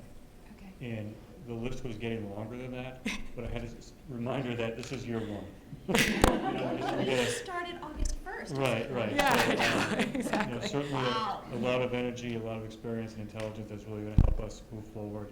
But she's done a great job and an outstanding addition to our team, so really happy to have her. 2 dynamo women, right? That's right. You know, I was gonna follow up, was how was that, and we can be relatively brief, but high level, how was that list selected? And even where do you, amongst that list, where do you find yourself spending more of your time? Ooh, that's a big question. Yeah, and maybe, I'm sorry about the. No. Just generally, what's the, you know, was it more Jeff, you said, hey, here's some of these things? I think it's a little bit of both. I think that Jeff has the long view and can see things. When I came in, I asked him part of the entry plan, tell me about what's going on and some major things that are things we can improve or we wanted to look at. And an example, which is, you know, just looking at just different initiatives that are going on. Do we have data to say, hey, you know, this initiative's been going on for 2 years or 4 years, and so I have a list of different initiatives, and then we're unpacking them one by one. And again, just as a pulse check more than anything else. But beyond that, it's also that entry plan, which has been huge. And just to have the opportunity to meet with a variety of different stakeholders across the district has been a gift and almost, I would say, indulgent to be able to meet with teachers and parents and building people and meeting tech people and all that. And out of every one of those conversations, I ask at the end, can you tell me something that I can do or something that you think I can help with? And just building that and then seeing where that coalesces, because if I hear it over and over again, clearly it's an issue. And so, for instance, streamlining the conference request system, I heard over and over again. So that was something that needs to go on the front of the list. That's really something that's near and dear to people's heart. I need to really work on that. So it's just some examples of that. And sometimes it's just looking at the landscape and saying, you know, I've seen that. Keep in mind, I've had experiences in multiple different schools. That's a low-hanging fruit. I can just engage that because I've seen that done in a variety of different places, and we can maybe just do that really quickly, including digital tools, for instance, to do some things. So it's really a little bit of everything, but it comes from direction from Jeff. Also comes from meeting the various different people in the district. You know, I think fascinating to hear it, and I almost may say towards the end of the year, put it back on the agenda, and, you know, we revisit. Mhm. Oh, yeah, It's no. interesting if you, Absolutely. hear what you found. I would love to share. And That'd be great. Maybe whether or not it becomes 5 goes up to 10. Good night. And Mary's looking a little tired over there too. So, Yeah. we're very excited to have your position here. Sorry I didn't get a chance to meet with you yet. No, but that's okay. Hopefully do that. I particularly picked up on the leveraging of the living document around the curriculum. Yeah. You're 100% right. That 5-year review process that people go through, it gets the 3-ring binder updated, and the binder goes back up on the shelf, right where it sits, and then all the best practices happen every day, and the evolution never makes it back into the document. Absolutely. And so I really appreciate that part, and in particular, and then that incubation and scaling of the great projects we have, like Makerspaces, right? How do you take something that is, for lack of a better term, a garnish to the curriculum, right? That sits in the people go and use once, special time, but how you take that and make it meaningful so it becomes part of the classroom activity all the time. And that's where the curricula is just so amazing for that, is identifying, especially knowing the curricula and doing the mapping of this is a great opportunity to match, for instance, someone like Julie who's phenomenal, and matching Julie's talents with something that's going on that needs to be done in the curricula anyway.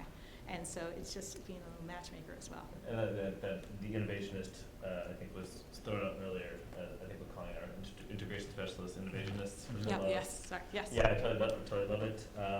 And I think that coaching model with Fuse is a great in addition to that, that's about that scaling and growth, Mm-hmm. and how you coach it in and then move on to the next and coach it in. Yeah. Love it. Thank you. Thanks again for the opportunity. Thank you so much. Thanks, Christine.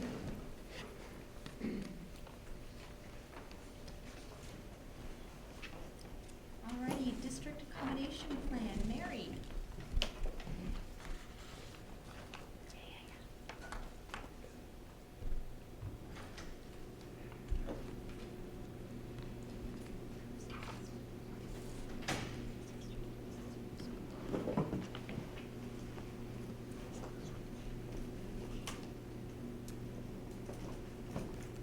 All right, good evening, everyone. Thank you very much for having me back again.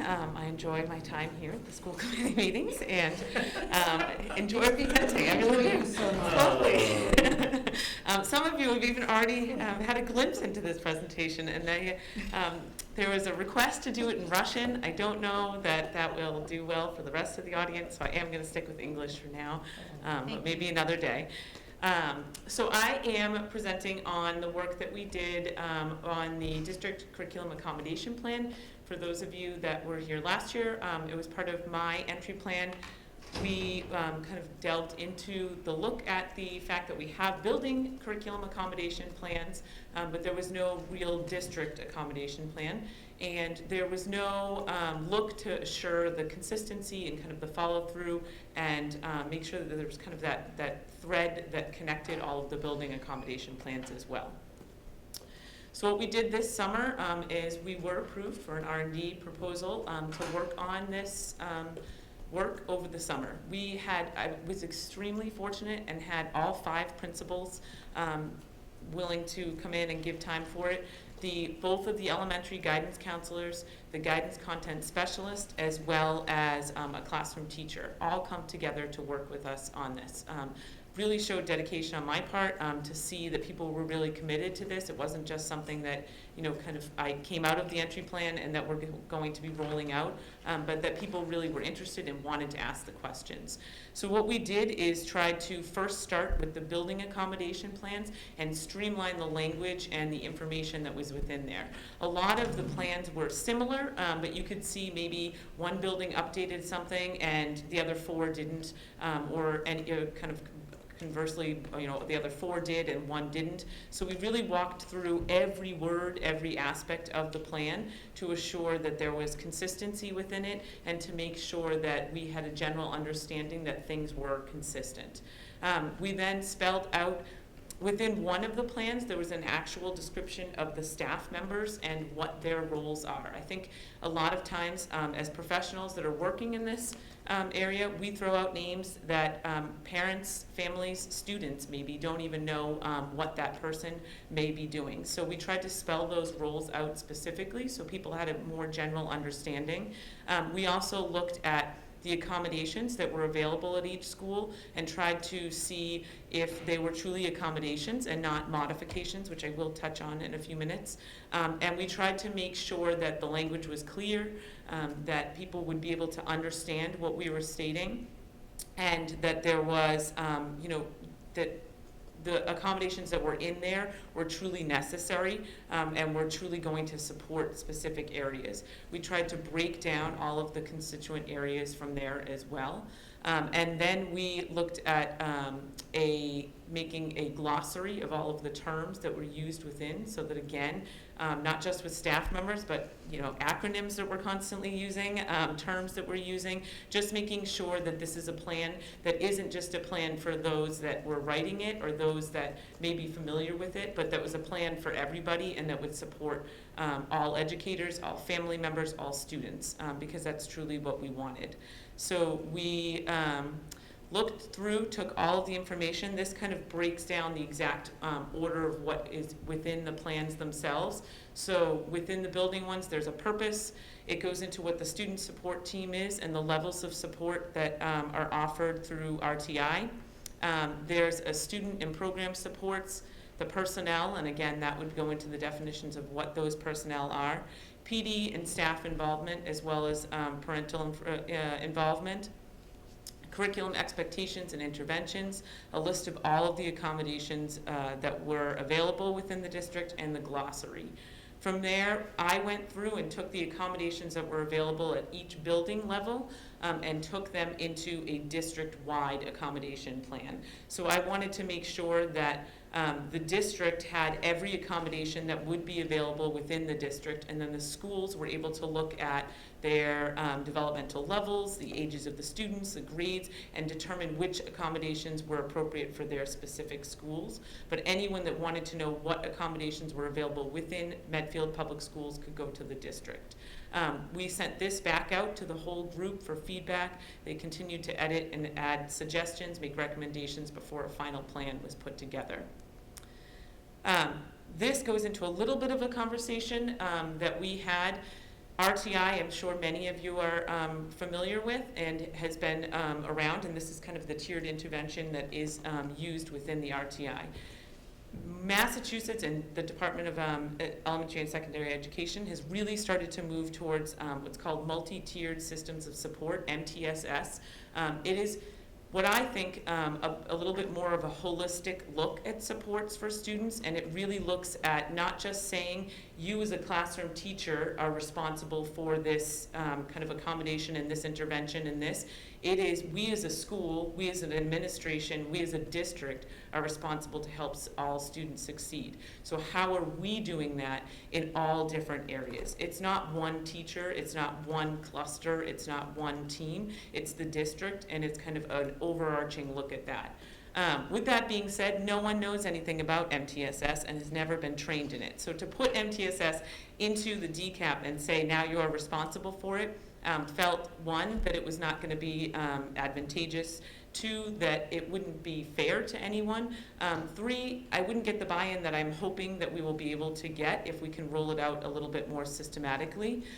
So I asked Christine if she would be willing to work with me on presenting. So we did kind of the traveling road show that I did last year. I'm back at it. I missed my time in all the buildings, and we're doing presentations on just what MTSS is, what it looks like in a lesson, and then we actually are kind of having the group use a case study and break down and utilize the principles of MTSS to actually analyze the case study and present afterwards.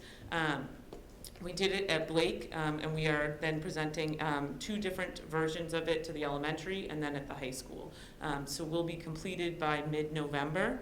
From there, we're putting together a full committee to kind of move forward with MTSS and to support staff and understanding and a district-wide look of how we'll roll this out.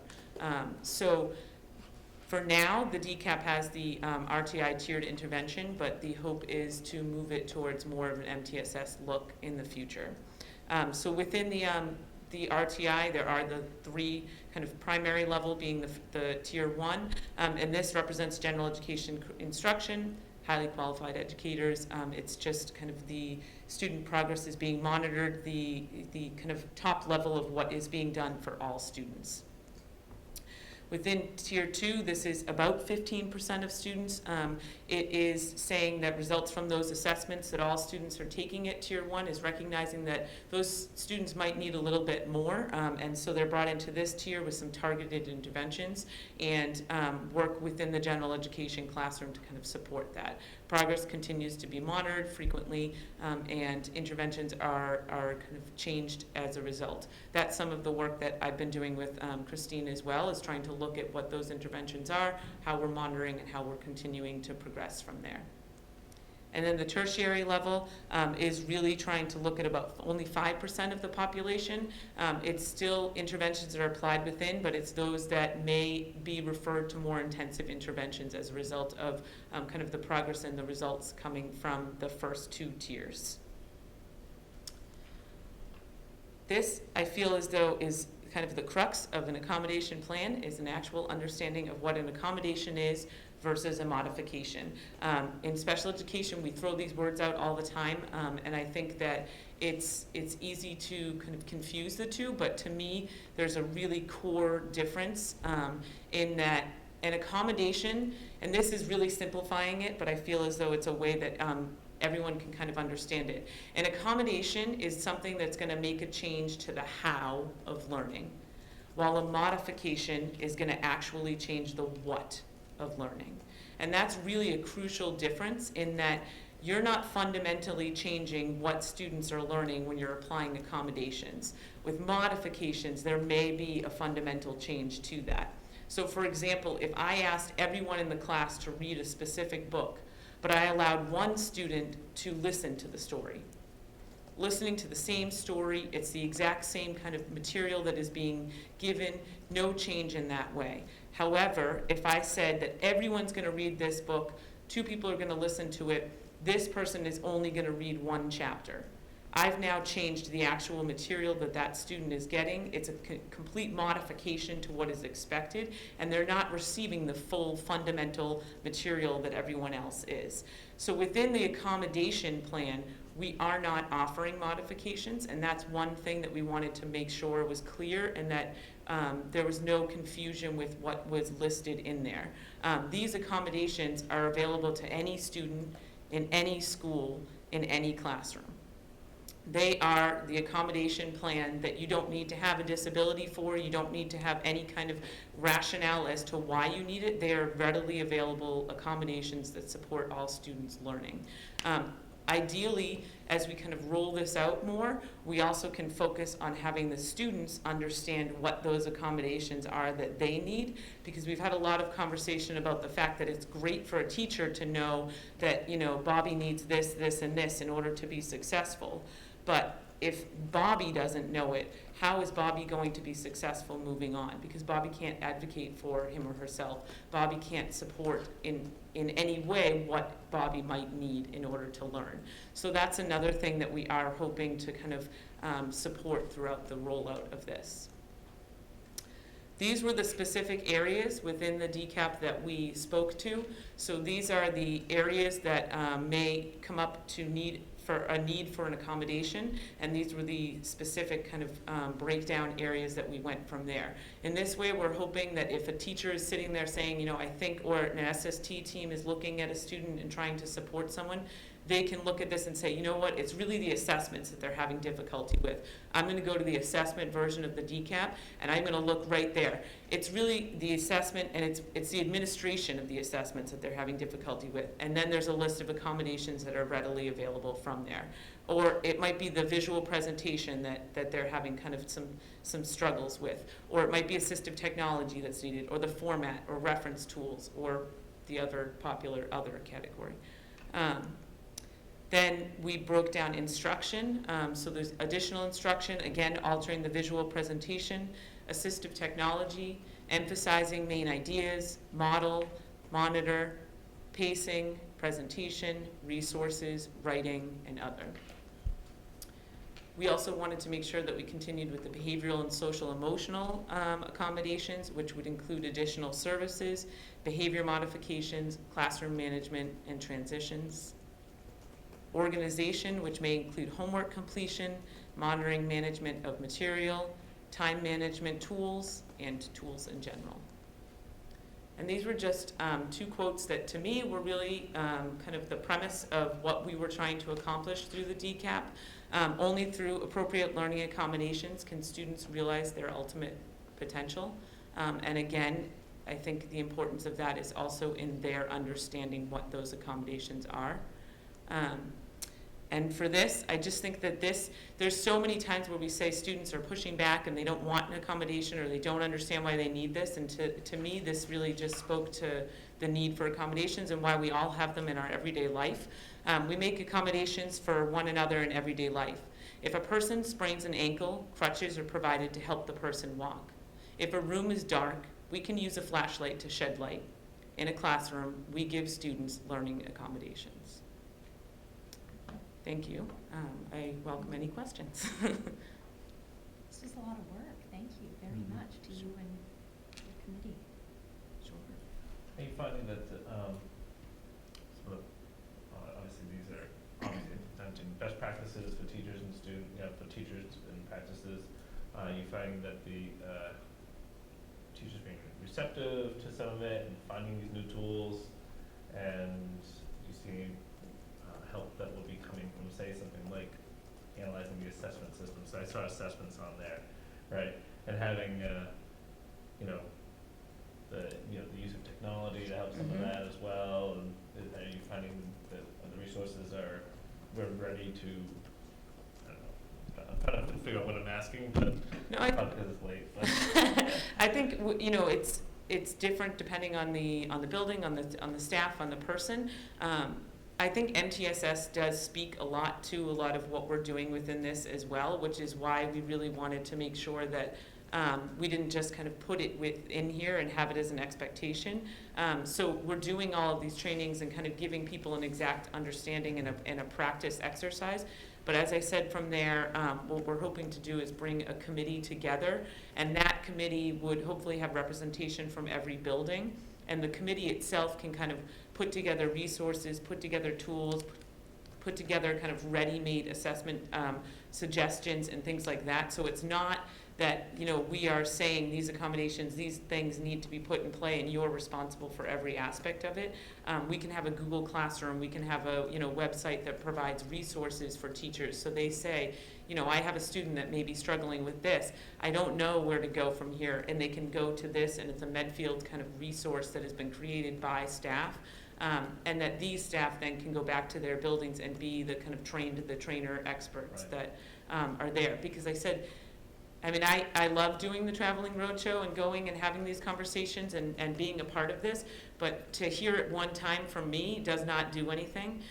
To have your people within your building that have committed hours and time and resources and are the experts and are right next door to you, that's where we're going to be able to get some buy-in and some building, some success within this. So I'm hopeful.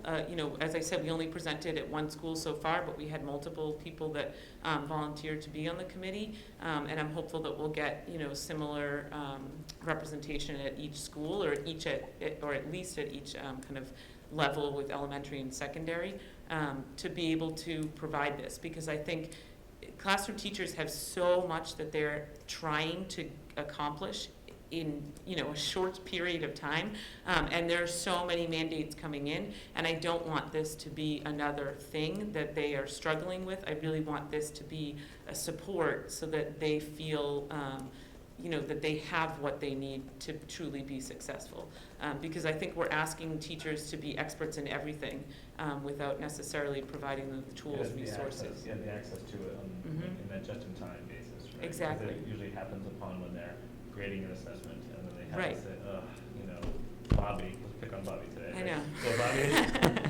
Bobby just didn't get this again, and you just can't figure out what it is. And technology's not going to be the answer to it. Right. I did see a product, because you don't find this kind of solution, even in the ed tech space, very often that will address something like this. But it was called Education Modified. And it's one of the Learn Launch companies that's started by a former teacher out of New York City. And she's now living here to produce this product. And it started out as an IEP type program for that just-in-time access to research-based solutions and interventions that integrates right with the grade book. So along the way, and dyslexia is an easy one, right? So you could say, give those recommendations based on those items. And that's kind of what we're hoping to almost do in a Medfield almost-esque way, because as we're spelling out the curriculum in a more mapped way, what are we providing to support all learners to be successful with that curricular mapping? And I think that's kind of why we're hoping to kind of work on this together in that way. So we were hoping that after Mary's presentation tonight, if between now and the next meeting, you take a look at this in the document that's included, which is the entire DCAP itself. And then, we'll send it out so staff have eyes on it as well, and then maybe have you adopt that so it's not a policy, but the district needs to adopt a DCAP. So we've had building ones, but we need to do a district one as well that we're all going to use as all 5 schools, not just individual schools. So does that make sense if we do something like that, where you guys take it back and if you have any questions, you can ask me in the meantime as well. And that can become part of old business next time. Eric, it's interesting that based on Leo's question, it went to where I was thinking immediately after listening to this. How do you communicate? You said whether it's a student being aware, or a parent being aware, or a teacher being aware. And, you know, that's a theme. I would say, Yes. I don't see it as unique Right. to DCAP. I see it. For everything, right? Some of the things we're doing in SEL, Right, it's the same, it's like, how do we do, how do we do it? And it's hard when one person wants to. Right. And you say, that's a mountain we have to get up. Exactly. It's fascinating what you just walked through. I'm excited at the potential, and we've had conversations in SEL, we've had conversations kind of across the district in my just year, and a little more, about kind of what can we do to support students to understand, what they need, and for families to kind of help garner that independence and understanding it, because it's difficult when you move out of here and somebody isn't able to kind of give you those accommodations and you don't know what you need. It's that much more of a learning curve. So how much more are we supporting our students to be successful past kind of Medfield Public Schools if we are helping them to truly understand who they are as a learner in both what they excel at and in what they may need kind of supports in, because none of us excel in everything. So what do we do to support ourselves in the areas that we may need? Just a lot of work. Thanks, Mary. Yeah. The whole team did a great job with this. It was great. It was really a wonderful group, and I couldn't have asked for more dedication, so thank you. Thank you.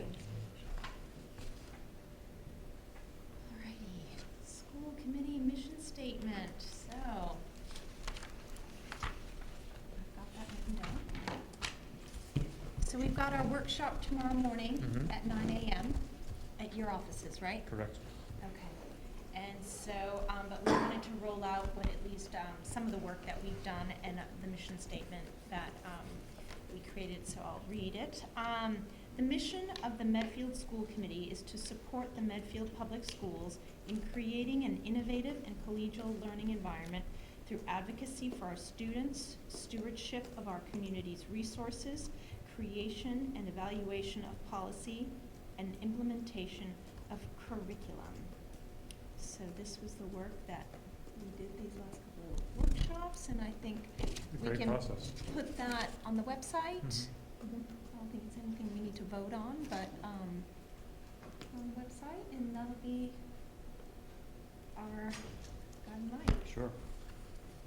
And this discussion, just for people who are interested, this discussion really came out of wanting to kind of align, if we were going to have a mission statement, if we felt as a group we should, in kind of a permanency planning around what kind of school committee we want to have here in Medfield.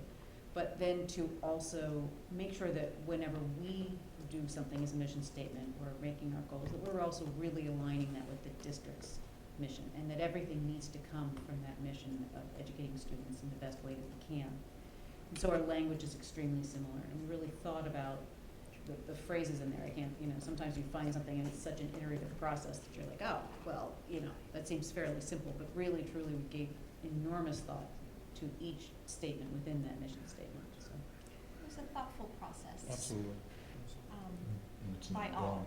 And it is an We are, ongoing that mission and process. goals is, Right. that's part of what we're talking about tomorrow. Yeah. Right. Hand in the glove. Absolutely. All right, any other comments on that? No? All right. So other items since posting on October 15th? Didn't have that, Chair. No, okey-dokes.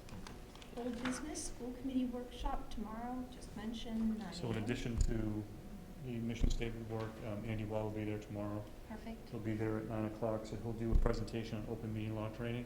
great. He sent me the presentation this afternoon, so we have copies made ready for everyone, and we'll have it on the screen as well as he goes through the presentation. But as Andy always does, a nice thoughtful presentation, and he'll be able to answer any questions anyone has during the process. That'll be the first hour anyway, tomorrow morning. Correct, okay. In the second hour, Sorry? second hour. Well, This is our workshop. hour. Yeah. Continuation, yeah. End of year report, Mr. La Francesca.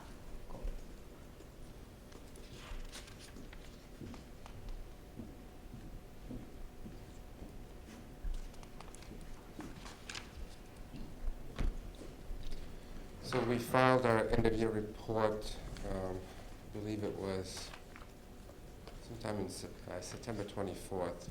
due date this year was October 1st, so we submitted it on time. I'm just going to go over a few things. There's 6 schedules that we have to complete for the end of year report, which is all our financial statements, but also we have to report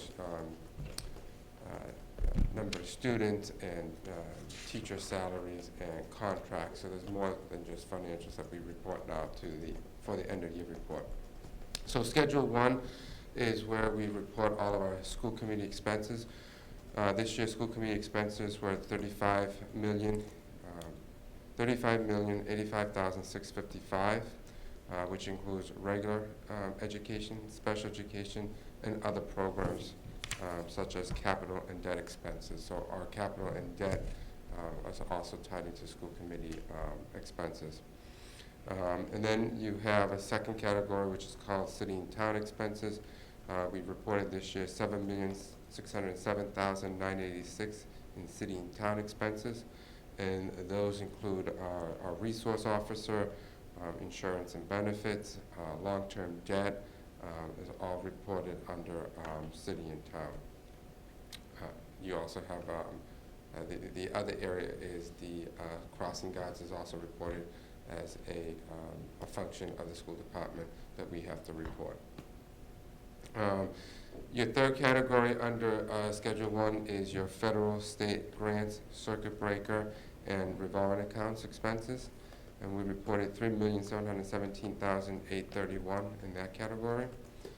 That includes school lunch, athletics, private grants, gifts, parking fees, and pre-K kindergarten tuitions. So this last year's net school spending requirements for Medfield was $26,695,680. What we actually reported for our net school spending was $38,408,514, and that includes everything from school committee to town expenses in different categories, which is your 1,000 series, your 2,000 series, your 3,000, 4,000, 5,000, and 6,000 series are all reported under net school spending. So there's a minimum that Medfield has to spend, which was the state said was about $26 million, and we spent over that. There isn't one district, I don't think, out of the 350 or something. Not anymore. That spends below or at. Everyone is spending over. The real thing, I remember a couple years ago, maybe 3 years ago in the budget presentation, we talked about net school spending and what the level was, and then we looked at all the competing towns with us and what the level over net school spending was. And everybody was 120% over, 115 over. So that's part of the recalculation of the Chapter 70, which is the bill that's going through the House right now, already passed in the Senate. So that's part of that. That was done in '93. So in '93, everyone wanted to get to what was required, the net school spending. Everyone's gone way past that now. So just need to recalculate all that information and all the spending. Yes, and so that new formula hopefully will help with. So we declared 5.82% change from fiscal year 18 to 19. That change includes not just school committee budget, but the town and the town's portion, and any federal, state grants that we receive, circuit breaker, plus any revolving private grants that we receive. So I know that our budget was up a certain amount, but we're showing that we're up 5.82% overall in that category. And transportation is not included in any of that. Correct. Yeah. Average teacher salary for fiscal year 19 was $92,116, and that is up from the year before. Our October 1st, 2018 students that we have declared is 2,600 students. So when you look at how they will determine the per pupil spending, I'm throwing a lot of numbers at you right now. They only look at certain portions of those numbers, and they divide it by 2,600 students. So I try to do a quick calculation earlier today. what they don't count is your 6,000 series, your 7,000 series, and your 8,000 series don't get included in Remind your. me what those are again? So your 6,000 series are, those are community service. Your 7,000 series are all your fixed assets. And your 8,000 series is your debt. They pull those out. They also pull out all your regional spending, which is your tri-county, because that is also reported in our report. So what we spend for Norfolk Aggie, what we spend for tri-county, the charter schools, all gets actually reported. We're the ones that report that in our end of year report. So they have to pull those amounts out also. So once they pull those amounts, the 6,000, 7,000, and 8,000 series, I'm calculating it's about, we're looking at about $43 million that actual will calculate our per pupil spending. So quick math, you probably around $16,000 per pupil. But all these are just estimates, because now that we submitted it to the state, they go in and they audit our end of year report, and then they come back to us, and if everything looks correct, then they publish those numbers. And they usually publish them 6 months after they. So each year we're asked, why don't you have the most recent per pupil expenditure? And why don't you have it for FY19? And someone will ask that question, because it hasn't been calculated yet. And you can't just take the budget and divide by the kids and get a number, which is something that folks do all the time. It's just not accurate. So it's taking the funds that directly impact the student themselves, like Correct. teacher salaries, books and pens, food that they're putting in their mouth. But I think I'm hearing part of the reason they submit it and then you wait is it's a consistent calculation. Correct. Across. It's a consistent calculation across the state. The state defines a and I'm not per directing pupil. it to you, No, I'm no. thinking more to. The state defines per pupil expenditure as a true apples-to-apples comparison by district. That's the one number you can use to compare district to district, because everyone submits the end of the year report, it gets calculated the same way, and then you get a true number of what districts are spending. It's the only true way you can do it, because there's so many other variables in some of the other districts. This allows you to really do a comparison. Michael, I may have misheard you. You said that the total students in Medfield, is this number based on the 2018 2,600, or are we at 2,600 now? Oh, no. So October they look at yeah. October 1st of 2018. That's what I thought. Thank you. That's how they calculate these numbers. So at that time, we were about 2,600 students. Right. What was our number October this year? I don't know, okay. Okay. It's more than that. It was 27, I want to say 2740, that's in my head, but I'm not positive. So yes, our October 1st numbers this year were higher. Yes. That's So all right. if the That's new okay. bill goes through and becomes the way they fund FY21, we'll get a minimum aid of $30 per kid. So you can bank on, at least for FY21, that state aid will go up $30 times what that October one is, which typically for us, because they've always been around $25 to $40 per kid is the minimum aid, it's always been around $60,000 to $70,000 actually. So, it's important for us to support this bill, because if we don't get it passed this time, we may never get a new change to what's going on. And people might say, well, Medfield doesn't benefit from it. Well, we get that minimal aid, but one of the biggest things that's in the bill, two actually, one is it raises the cap on MSBA, which will allow us hopefully to get our new school built sooner, because MSBA will let us go through an accelerated schedule. And also to release more money for accelerated repairs, which we're going to need with roofs pretty soon. And it also is going to allow us to claim all of our transportation and circuit breaker. Even though it's phased in, it'll allow us to recoup money from that, which we've never been able to do that. So that's the part that impacts all districts positively. So it's important to support this, and hopefully it goes through.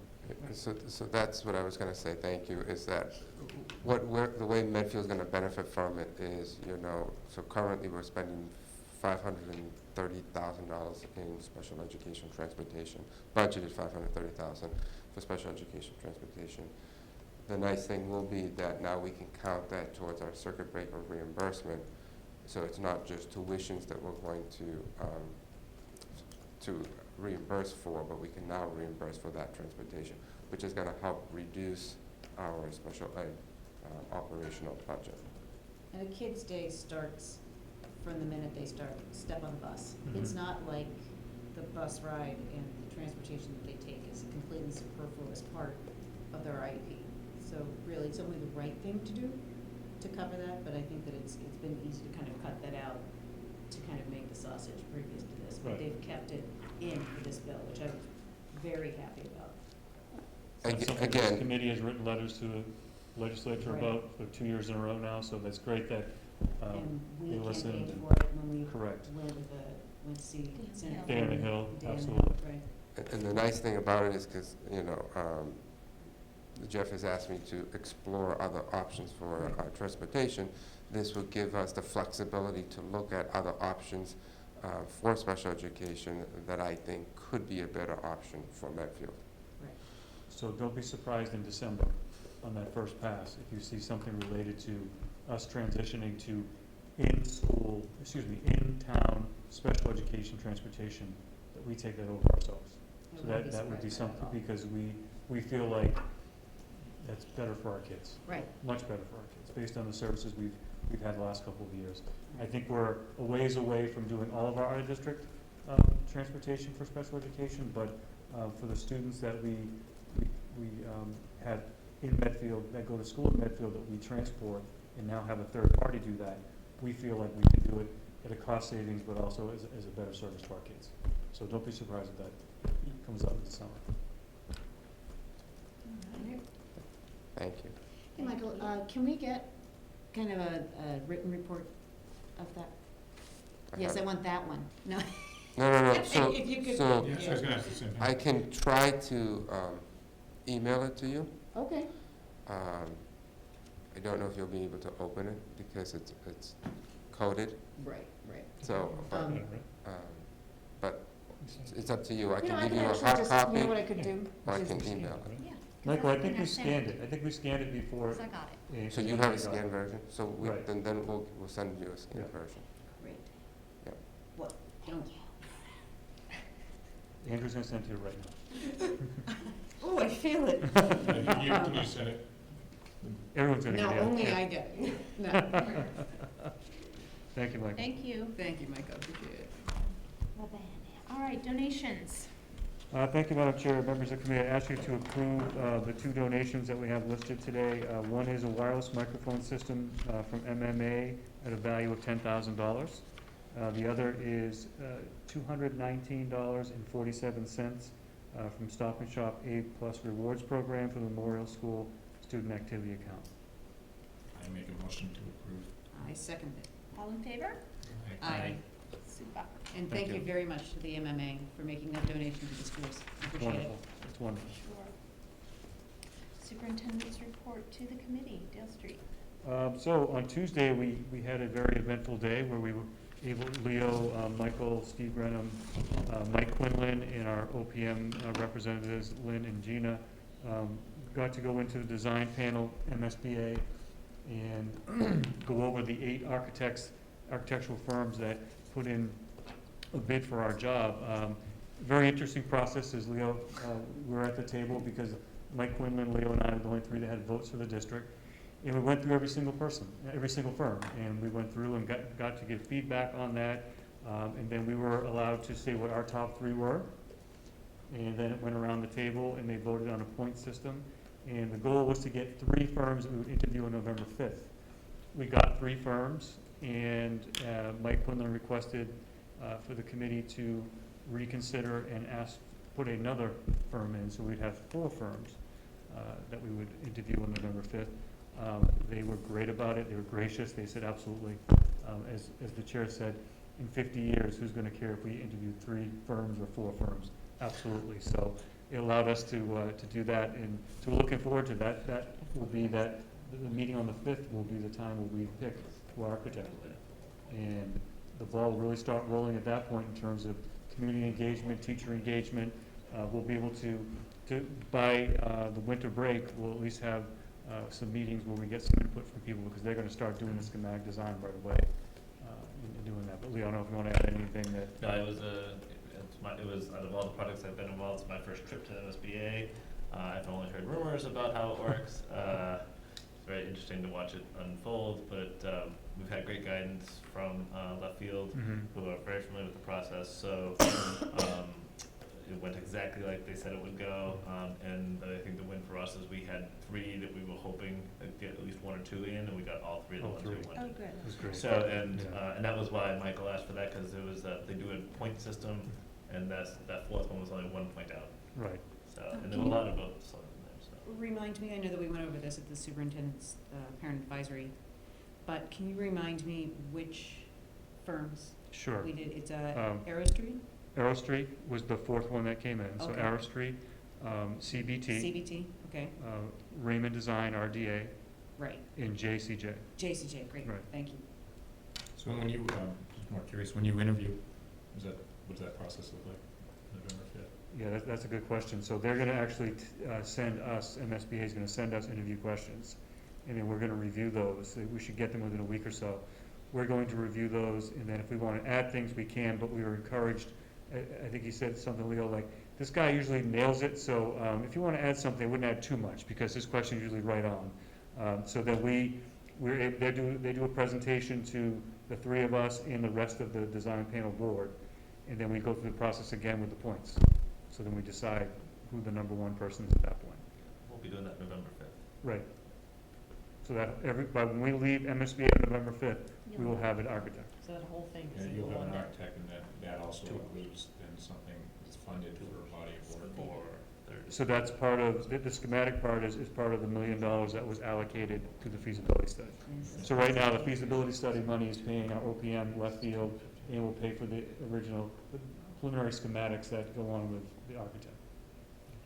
Which will bring us to the point where we do the town meeting around, so that'll bring us to the point where we can do town meeting and then do an election.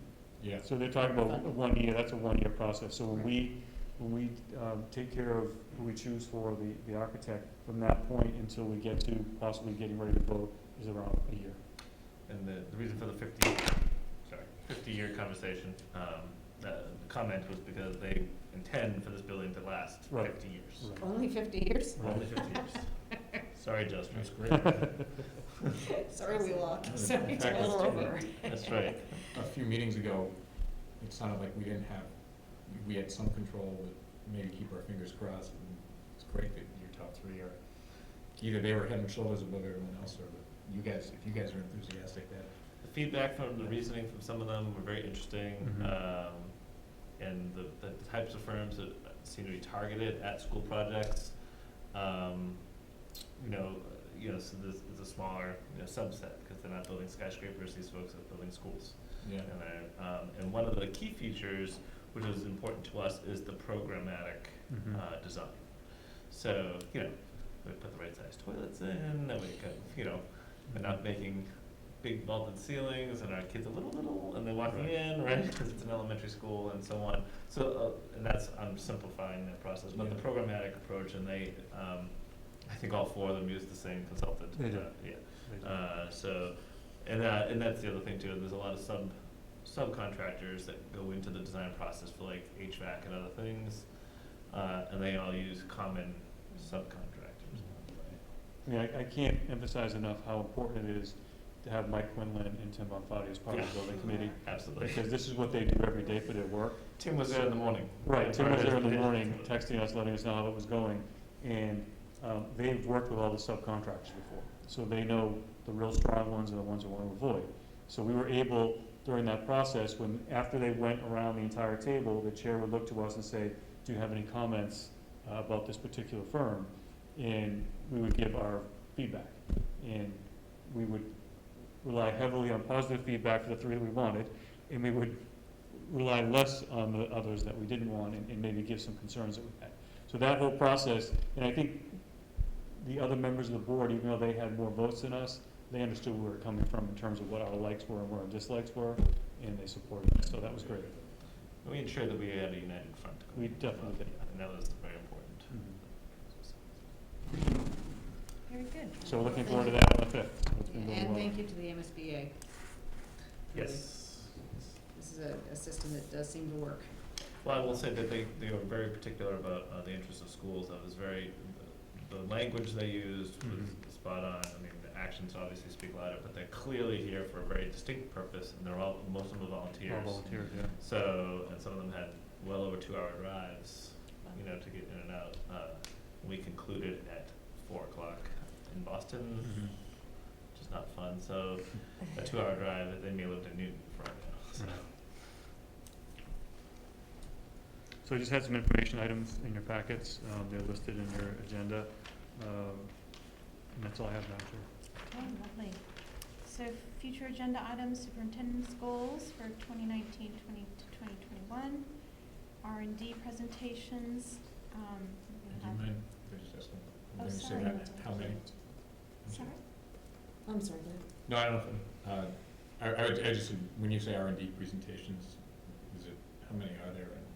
Typically do 4 or so, or 5, or we can, I thought we spread them out. we've spread it over a couple of meetings Yeah, in the I past. think We've done it that's- both ways, so whatever you'd like, I could do. Let's spread those out. Okay, Yes, so yeah. maybe do, 2 or 3? Next month's Sure. pretty stacked anyway. yeah, let's Yeah. do 2 or 3, Yeah. and then we can do it in December as well. We have 2 meetings in December, so. Yeah. Yeah, we'll It's more spread it valuable out. for us to comprehend it too, Mhm. as less of them, because we're focusing Yeah, on that. sure. Yeah, and more impactful. Right. Yep. And strategically, we do this before budget because it is a big part of our budget. And Yeah. I think even what you saw tonight with the district accommodation plan, you know, that was part of an R&D and Yeah. just Yeah, and really I'm important thinking, that goes over and beyond the R&D, Mhm. that was just my gut, and, because that seems extremely. So that particular R&D, because it had so many administrators, we didn't pay the administrators to be in the R&D because they're there anyway. Yeah. So the only folks that got paid to do that were teachers because they were out of the school year. So it went beyond R&D, but it went into the summer where we'd all be working anyway. So. You guys are smart at setting the bar high. I think the R&D is very important for the work that Christine's going to have to engage in as well. For sure. No question. Yeah. All right, then we're gonna have Mr. Vaughn and Mr. Parga's report. Correct. Metro West Adolescent Health Survey, Mm-hmm. which is very interesting. MCAS, and then are we gonna add DCAP to Yes. that? Yep, we'd have decaf to that. That'd be under old business. And then superintendent evaluation, I don't think we're gonna be, I will be ready for the cumulative report, but I think we want to have the individual reports ready to be by the next meeting. So then I will give you my goal reports before that too then? Yes, Okay. yes, your So- self-assessment. Correct, and then, as I've done in the past, the couple of pages of what was the artifacts that she talked about tonight, the Yes. details, so I can have that to you prior to the, obviously prior to the 14th. Yeah, There- does that give you enough time and then everyone else, 'cause It does. Okay, I'll good. be able to put it together for good, you, absolutely. okay, great. So you'll get that to them or to us? By the end of next week, I'll have that for you. Great, and then that'll give And that was us, a change of time, right? Because we're gonna be at the MS, yeah, MAC. Right, it was gonna be the 7th, now it's the ASC. 14th. Correct. Was it 9:15? so yes, so that does give us We've time. changed that time, yeah. Beautiful. Okay. Okay, awesome, thank you. And then by December, that first December meeting, we can do the cumulative. Perfect. Great, thank you. And our next meeting is November 14th. And at this time, any updates, reports, comments? Campbell? Campbell, who's been so patient. Thank you. Oh, I I just know looked that over some at of one, that I has was been like, very this interesting to you. Yeah. But you don't have to tell me if it has been or not. So there definitely was new stuff to hear about, so that was great. But just to go back to the beginning of the meeting when you talked about like stress, especially Yeah. with students and stuff, I kind of found the conversation here with Ella pretty interesting. Because I find especially within the senior year, the split on who's stressed out and who isn't very interesting. Because right now I've been thinking this is the easiest year so far, and very stress free. But it seems a lot to revolve around college applications. I think that for me was the summer, and that was a very stressful summer. But I think for the majority of the people, it seems to revolve around college applications. So that was just my input into that. No, I asked, it was a Yeah. parent who told me, and Right. it was, as she described it to me, it was fascinating, and it was, welcome to our world. Right. They did more last spring, and they did more during the summer, and they got it down to a lower number, maybe. Right. But it's it's everyone's problem. So I was curious as I was listening to her, I imagine the school makes some accommodations, not formal accommodations, but aware of that. They're certainly aware of that. Yeah. No doubt about it. Everyone is very aware of it. Everyone knows it's definitely a stressful time for a lot of people right now. Yeah, I think, for the teachers as well, I mean, they're writing letters for kids, they're helping them out with their college essays, so it's a lot going on up until November 1st or 15th, whenever they hit send on early action, so it's a lot for everyone, and you can kind of feel the increase. Yeah, it's a huge lift no for doubt about teachers it. writing those letters, because they want to make sure they're excellent letters. Yeah, it's a lot, they spend a lot of time. Speak to my wife, who writes a lot of letters every year for high school students. But then it circles back to the student to, share with them what they want to highlight. So it's it's constantly a lot. trying to de-stress. Well, if you teach seniors or juniors and you have a caseload of 100, 125 kids, imagine how many possible letters you might be writing. So. Yeah, I have a senior at home, I can't wait till November 1st, so I'll be very happy when we go past that date. Definitely. Did you get those in? Campbell, what was an interesting comment last night by a parent who went to Dave Worthley's SEL presentation. She had said that her daughter who is a senior, taking an AP class. I think it's AP Gov now. And her, compared to she obviously wasn't taking AP Gov last year, but in general, the AP classes, she felt that the SEL kind of mentality has trickled down, at least to this particular teacher, in terms of taking an AP, an assessment exam or something or other, a test, but then getting to do corrections. Her daughter said, I'd never been able to do corrections before. However, I am learning so much more because I had to go back and do those corrections versus to continuously go. So, so that was really refreshing on someone not only on school committee but serving on the SEL task force, because sometimes I wonder what's really, what's getting out there. So that to me was like a beacon of light, and I wondered if you have any kind of feedback. I'm in the same class. I'm an AP Gov this year, Okay. so that is definitely a great part of it. When you don't do great on a quiz or a test, whatever it is, and getting a chance to boost your grade to kind of get to a higher point, because that grade doesn't hold a lot of weight. Yeah. Sure is, right. But also kind of getting to revisit the material you may not have learned in the previous unit, or that you just kind of missed by yourself. To kind of go back is definitely a great thing. I think Ms. Buckingham's the teacher for that and does a great job at that. Same with last year. I had AP US history was very similar, so races both through. She serves on the SEL, so she's a dynamo. Yeah. And did most of the kids take the AP exam? On the AP class? I think it's a requirement. Oh, yeah, It's a requirement. they all Yeah, do. yeah, yeah, They all yeah. do. It's not required. Yeah, they all do. Which is funny. I take it. Exactly. You might as well get the credit. Right. And if you get a 4 or 5, Take it. you get It's less money. college credit. I think it depends on wherever you're going. Some, I think it is 4 or 5, and if they accept that AP, Oh, I see. then you get it. Yeah, And I think if there's ever an argument for doing the corrections and going back and actually learning For the sure. material, it would be a class that at the end of it, you're taking some of the test. So it's really important that you know that material. Yeah. It's really beneficial for so many reasons, just relearning, just getting me into something. Definitely. I've used on my last test as a huge help for me, so that was definitely great. So I can speak from that experience. But also to go to your other topic about phones, you asked me to do some research on Thank that. you. I thought he was going to conveniently forget. Never. Yeah, look at the clock and go, I'm not going to do that to It's him. like just a Dude, minute. he's the gold standard. So that was, it was already being discussed a lot.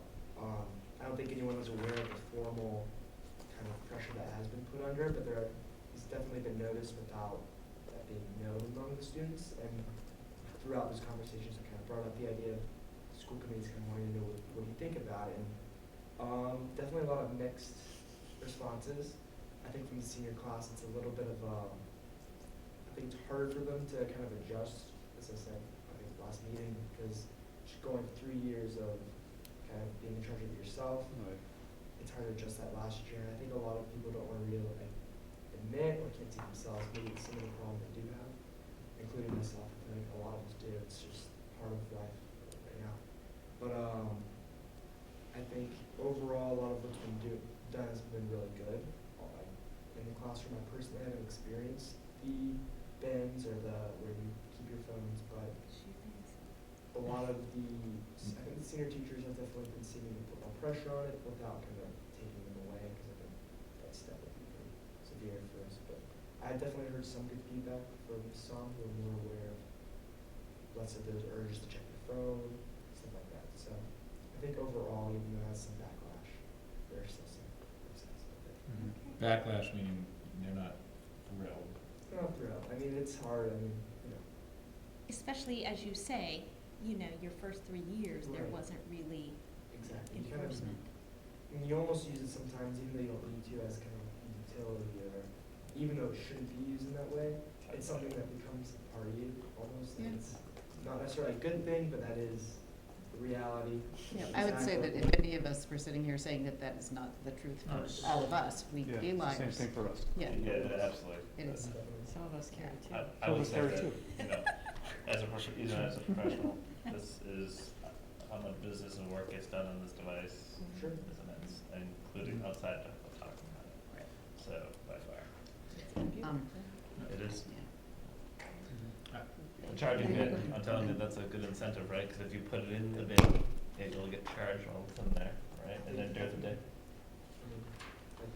I'm hearing a private sector donation coming I'm anytime. like I'm hearing it. zooming like a meteor through the roof because it's not going to be I'm up. telling you, it's a booster. Use the lockers. Instead of Use mattresses, the locker. instead of mattresses, we'll sell. Well, it's an interesting thing about the lockers, isn't it? Why don't we have? So You're a massive what I waste of find space. interesting, what you're saying, is I think of the senior who's become used to it, used to the wild, wild west, which is what it is right now.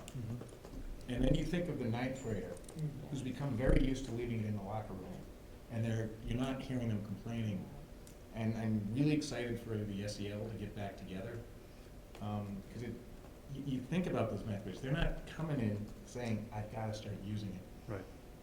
Right, so it's just an interesting area that currently I'm studying it with my SEL hat, not my school committee hat, but I think that is an interesting dynamic, right? It's the Have you noticed any kids talking about specific negatives except for this kind of, like, I don't have it right now with me? Like, are there any negatives to it that people have? A lot of the talked about? negatives I've heard are more very like situational, like one Like, I need to text my like- mom, although you're not supposed like to. or like just moving it from their pocket to their bag, or just the other way around, and getting confiscated for just being inside. So I think if you like just very rare circumstances, I just kind of heard a lot of like negatives about that. But So it's just, kind of That's systems cultural. issues, not. right, I don't think it's more of an overall, especially since I think the teachers do realize that the seniors are going to adjust in 1 year or 3/4 of the year before we go off to college Mhm. or wherever we're going. I think they realize it's at this point for the senior class, go a little bit harder on them, but it'd be too much to do. I don't think anyone thought that the kids would be happy about it. I mean, I don't know. It's, we never thought that ever, so it's what we expect. Yeah, no, I'm Adjustment. Yeah. happy that we're starting, and it's a little more toe in the water. I Mhm. think trying to do anything extreme, I have my own opinions, but I think let's make I sure. mean, it's certainly not a mandate, it's teacher by teacher right now, but we've seen some positive, we definitely heard positive feedback from teachers, definitely not from kids, but. Yeah. of course, I mean, that's In the same vein of that, around accommodations, my wife teaches high school, Sharon High School. She has received numerous accommodation requests to have materials in print form handed to the town in a printout form, because the digital form is not reading it on the screen, it's just not the same idea. So you're saying that you should learn about your accommodations and figure out how to use them for yourself?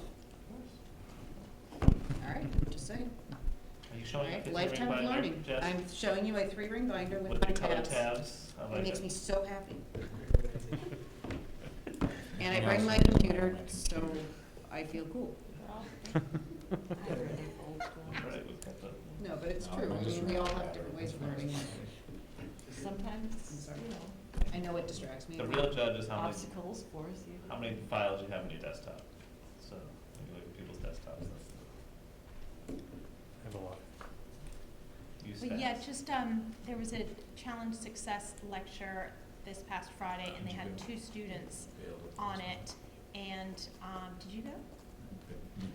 No, that's right. Too far But away. it was interesting, so they had a student from Dover Sherborne and a student from a private school in Providence, and they were talking about all the new initiatives that came out of Challenge Success. And one of the fella, he talked about how it's mandatory now in their school. You know, they have the shoe things. Was it LaSalle? Yes. Yeah. So they were in our group in the springtime, so. okay. Yes. So every classroom, so now it's just habit, and it's Right. universal. So it's Right. not some teachers are doing it, some aren't. And he felt that it was a positive thing because, you know, because it's our security, right? And it's something to do, and now we're not talking face to face. So anyways, he had a positive experience, but that was one person, but I just thought it was an interesting thing. Anyways. Those students are pretty swift, and some of them have 2 phones. Or some of them are doing a Google chat on these other Google document that they have open. Yeah, that's a bigger one. Well, the good news is that parents like me that are just entering the high school had, and I admitted this on tape, that I had no idea that they were even using them in the high school. And this is a change this year. I just thought naively they were to leave it in their lockers. Come to find out they don't use the lockers. But, you know, so this isn't a change for me. You know, of course, Aiden, you're not using your phone at school, you know. No, this is a new thing. They did use it. What are you talking about? So anyway, what I'm getting to roundaboutly here is that, as you said earlier, for the 9th grader, it's just the norm to not be able to use it. So it's gonna, as it goes through the school, I know it's a change for the seniors. So it should just become the norm.